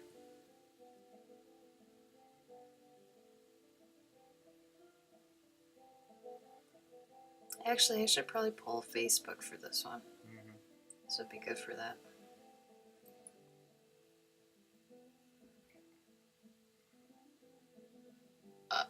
Technically, Faith, I have 4 different mentorships. I've got a Twitch one, a convention one, a marker one, and a mobile game one. So we could do the convention one first if that one's the most pressing, and then after that one's done and you feel like, okay, I'm good, I'm confident, then we'll do the Twitch one. Oh, I like that Blue Nello and Art Faithfully both tell us so much about their lives. Like, oh my god, this one dude. Mm-hmm. Blue just said, I feel you need to know, Ashley. I have a crush, and I think he likes me back. My brain is going to explode, and I don't know what to do. Hormones, right? Channel it into something productive. Try not to think about him when you're doing your schoolwork, okay? Oh, macaroons. Yeah, that's a tough one, I've heard. Blue, that's good, though. It's fun to be, I don't want to say in love, but enamored with someone. I think that's fun. However, at our age, I feel like we're past that love to be in, like, enamored with someone, like the initial honeymoon phase, and we like the just knowing phase. I think that's the thing with age. The tree, though. Which one? I don't know what the hell it is, but it's a tree. Cool. Or free. Or tree, I don't know. What? I don't know what that is. Snickle just posted something. Oh, damn. Are those donut holes? Or is it monkey bread? Oh, yeah, baby. Gabe's leaving, apparently. It's warmer when you're sicker. Sniggle, what does that even mean? What is that word? Now you're just fucking with me. What is that? Cream puffs. Oh!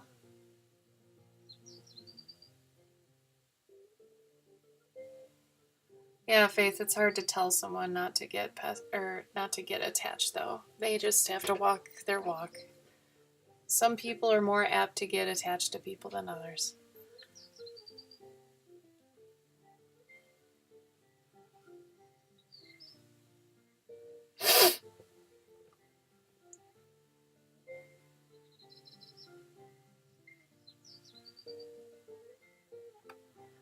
Oh, Blue.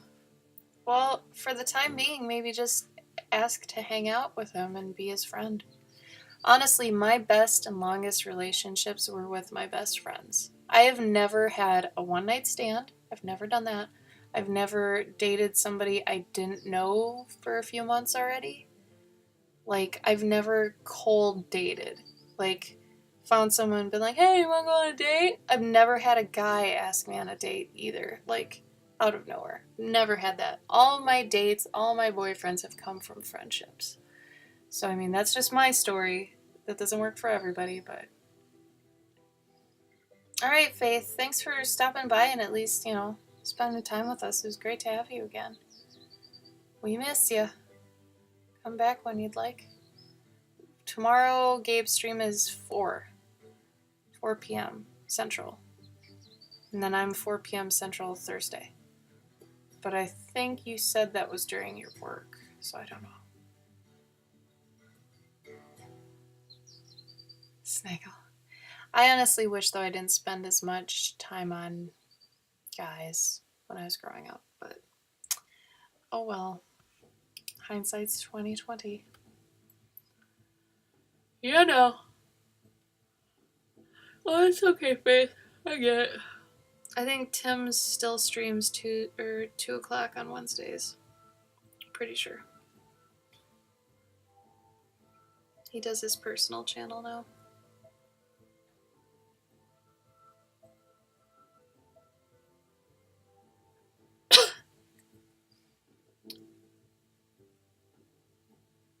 Oh, weird, Soggy. How did you find that one? Yeah, I would never feel okay about that. I would never want to bring someone I didn't know into my house because I am so crazy about my stuff. Like, people tell you here I'm very protective of it, and I think it's because I was an only child. Like, if someone borrows something from me, I will keep asking about it. Be like, you done with it yet? You done?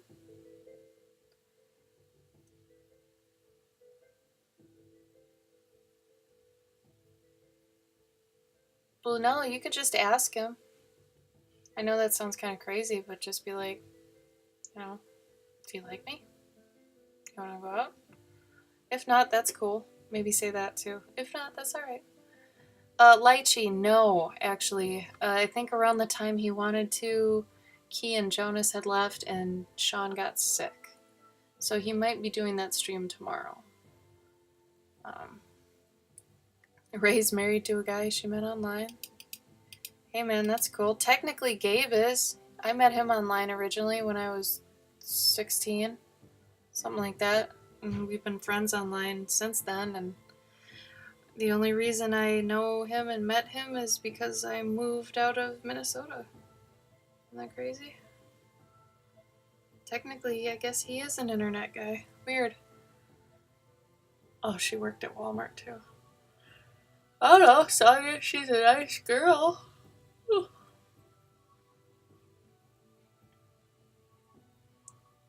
That's where I know when to hang on to your site.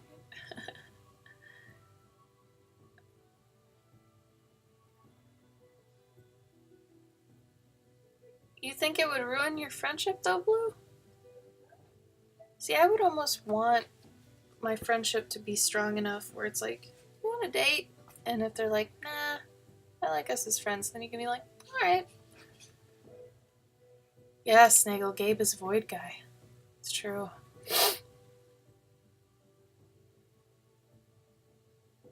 Oh, you guys didn't know about me and Gabe? Here, Gabe used to run this site. He is actually a reason, he's one of the founders of that site. It's a comic battling site. And I had a friend in college who ended up knowing Gabe too, which was totally random because I met Gabe, I think, on DeviantArt.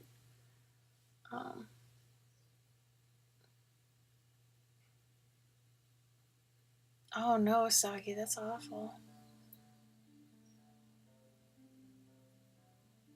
Oh, Blue. Don't think that just because your past ones have been a certain way that your future ones will be.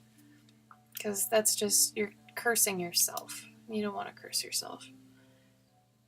Things can always change or be different, you know.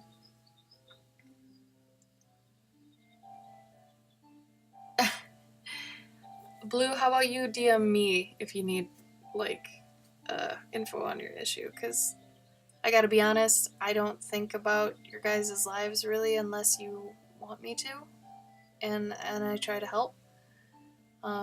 Doesn't mean I don't miss you, because I do miss you, but if you guys specifically want, you know, to talk to me, talk to me. That's fine. I usually answer things within the day, so I'm really good about that. Oh, Soggy, you ride to work. Yeah, see, that's why I would never want a one-night stand. I've just never wanted sex that badly. Like, I don't know why anyone would really need it that badly. And just the idea of the club culture, not for me.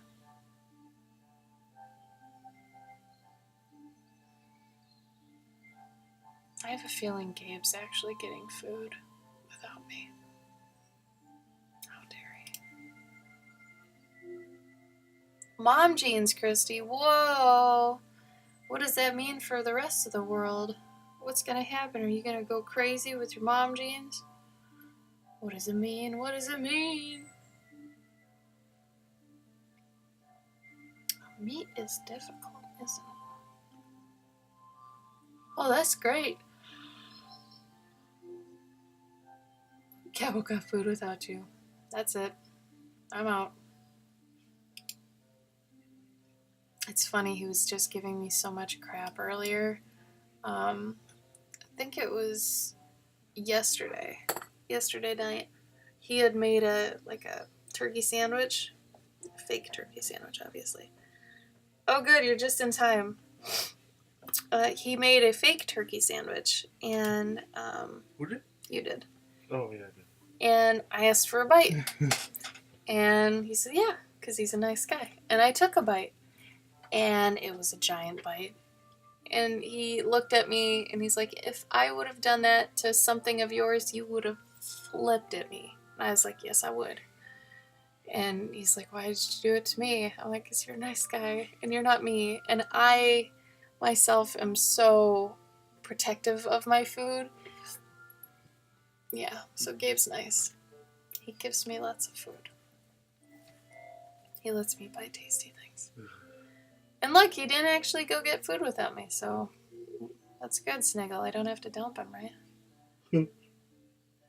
Soggy, I'm with you on that. I'd rather sit in my room too and talk to people on the internet than go to a bar. That was the hard thing about the overseas trip. Because everybody seemed to be the bar type. So, like I was saying, at night, when we got time to ourselves, you know, people would be like, oh, I need a beer. Or, you know, I just want to go out and blah, blah. And they'd be out till like midnight or 1. And, you know, we'd be getting up at, 6 or 7 the next day. And I was like, hell no. I don't even like beer like that much. I mean, it's just, I've gotten to the point where I don't even lie to myself anymore. Like, oh, maybe I could go out with these people, get a beer or whatever, try to be with them. No. I just tell them I'm not the type to go out at night, and they're like, oh, okay. Like, if you're a homebody, own it, and don't let anybody try to take you out of your homebody thing. It's very rare that sometimes you're like, yeah, I'm glad you made me come out of my shell. Like, usually I'm like, no, I wish I hadn't gone out. I just wanted to stay home. Ugh. He didn't get food because you'd eat it all in one bite. They know me. Yeah, the bar is horrible. Like, this place where you go to become more stupid, to yell at people because no one can hear anybody, to pay too much for stuff you could just drink at home for half the price, and to not get anything actually done. Like, I almost feel like bars are just a way to entice more drama in people's lives, to have things to talk about. Like, I really think that's all they're for nowadays, is just to gossip. You know.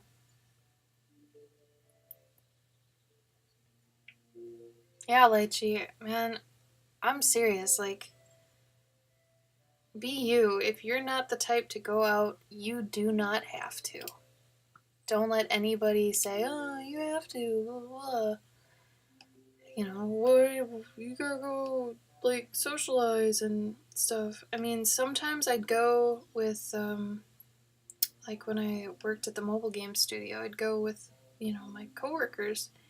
And that was fun, but it was because we were going to, like Sagi was saying, like a bowling alley, or they had an arcade and laser tag stuff.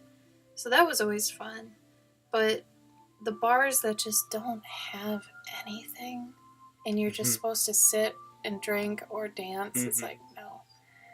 I mean, at least have darts. Come on.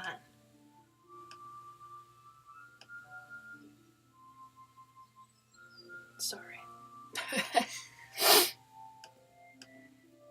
Yeah, and I've reached the age too where if I have a beer, it's like, okay, I'm a little frothy upstairs. And if I have anything more than that, I don't get drunk. I get headaches. And I get tired. There's no drunk anymore. I just get tired and in pain. It's really stupid. Over 30, man. People aren't lying. I don't know. Oh yeah, there's actually a bubble tea place that's in Madison here, and it's touted more as like a little game. I wouldn't say a bar, but just a gaming place. Because they got board games and stuff. Yeah, it's all kids or college kids, and they all have board games like Jenga and shit. So that is not a quiet place to go either. And like you're saying, Christy, it's not even a bar.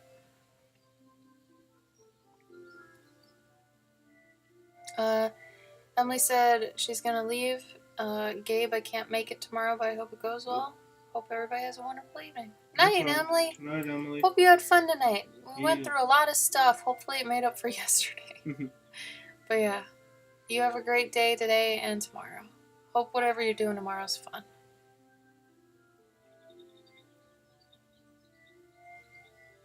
Oh no, Ray, what do you mean you messed yourself up? Do you want to talk about that or not really?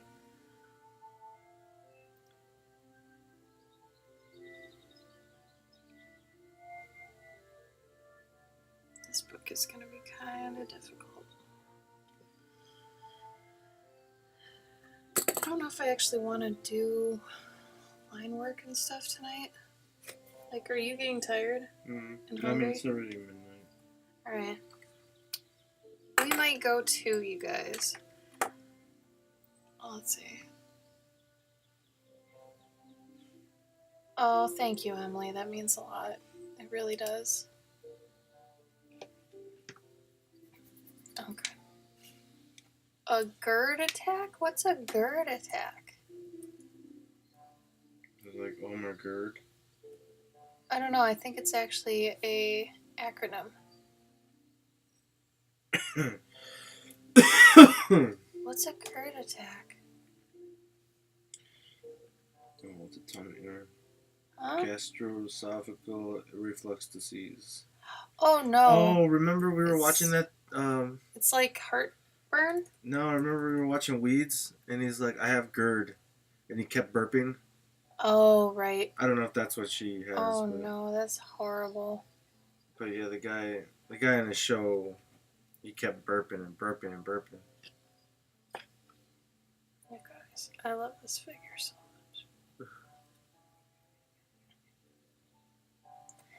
much. Okay. We're gonna go. Oh, I'm very tired. I'm so sorry, Ray. That is awful. I am so sorry you can't have tasty things sometimes.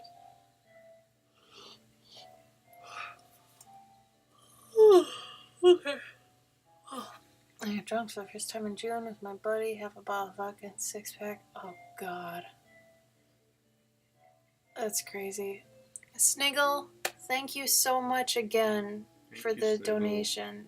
You are amazing. Thank you so much. We're gonna have to do some thinking on what the meal should be. Oh, Sagi, we're glad to be back. We missed you guys so much. We really did. Like, we would talk about things and be like, well, should we bring this back for them? Should we show this to them? So, we really do include you guys in our lives, and we love it. Birthday donation early. Thank you! I appreciate it. Maybe I should make myself a ridiculous birthday cake. Not a bad idea, maybe. Especially if it's in my birthday month. Just saying. Maybe I'll do a goat fish on it. Let's see. What is news? Tomorrow, Gabe will bring up our baby again, so that we can potentially get some names down, and he'll feed it on the stream. I'll show him how to use it, all that stuff. I might post this tomorrow at some point, maybe. What else? I'm gonna probably have to go back to doing some pet commissions on here. I know you guys like the books, but gotta do some work too. But yeah, tomorrow, Gabe stream, 4 p.m. Central. We'll party again. And we should actually be in a much better energy space, mind space. Because right now, 9 o'clock is stupid late for us for some god-awful reason. I can't even tell. But anyway, we love you guys so much, and you mean a lot to us. And every time you show up to one of my streams, I am just floored, that you would come spend time with me. So thank you so much, always. We should host somebody. Should we do a raid real quick? Are you guys down with doing a raid? Here. Raids are so kind of anxiety-inducing, though, just because I'm like, what if nobody does the Clover thing? Then it's just me raiding myself, If you guys do it with me, I'll do it. But you gotta do it with me. Oh, there's a girl making hooves. Oh, but she has a lot of viewers.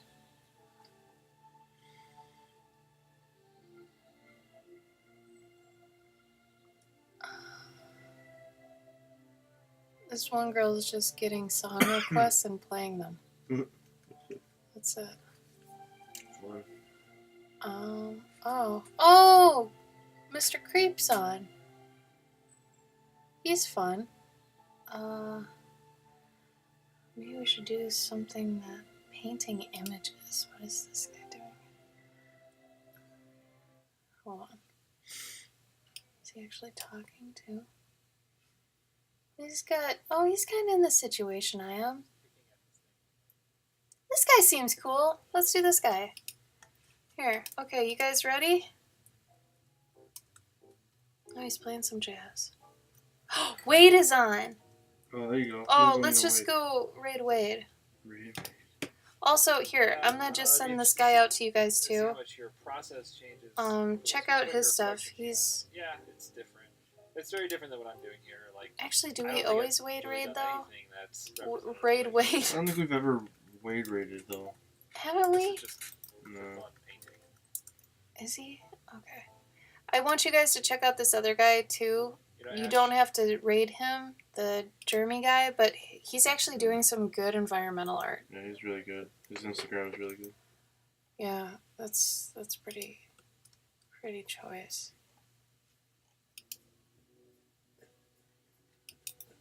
Oh, Wade always looks so chill. Okay, guys. So we're gonna cut the stream.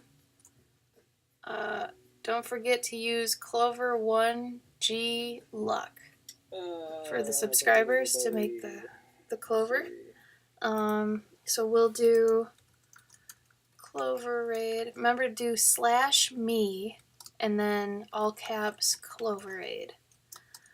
Okay, and then if you then do a heart, and then if you've got the clover, do the clover as well. So it ends up looking like that. Why is my clover so damn big? Okay. Let's are you guys ready?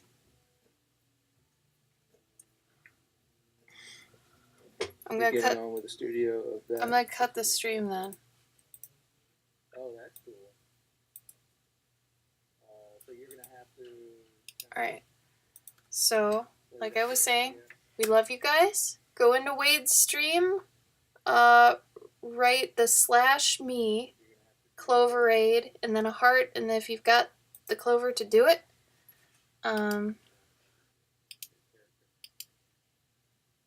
You guys want me to go first?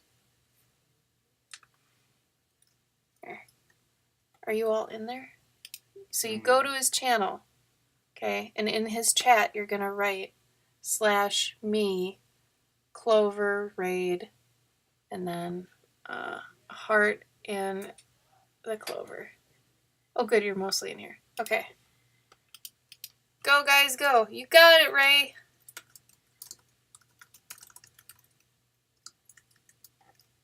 Alright, go guys, go.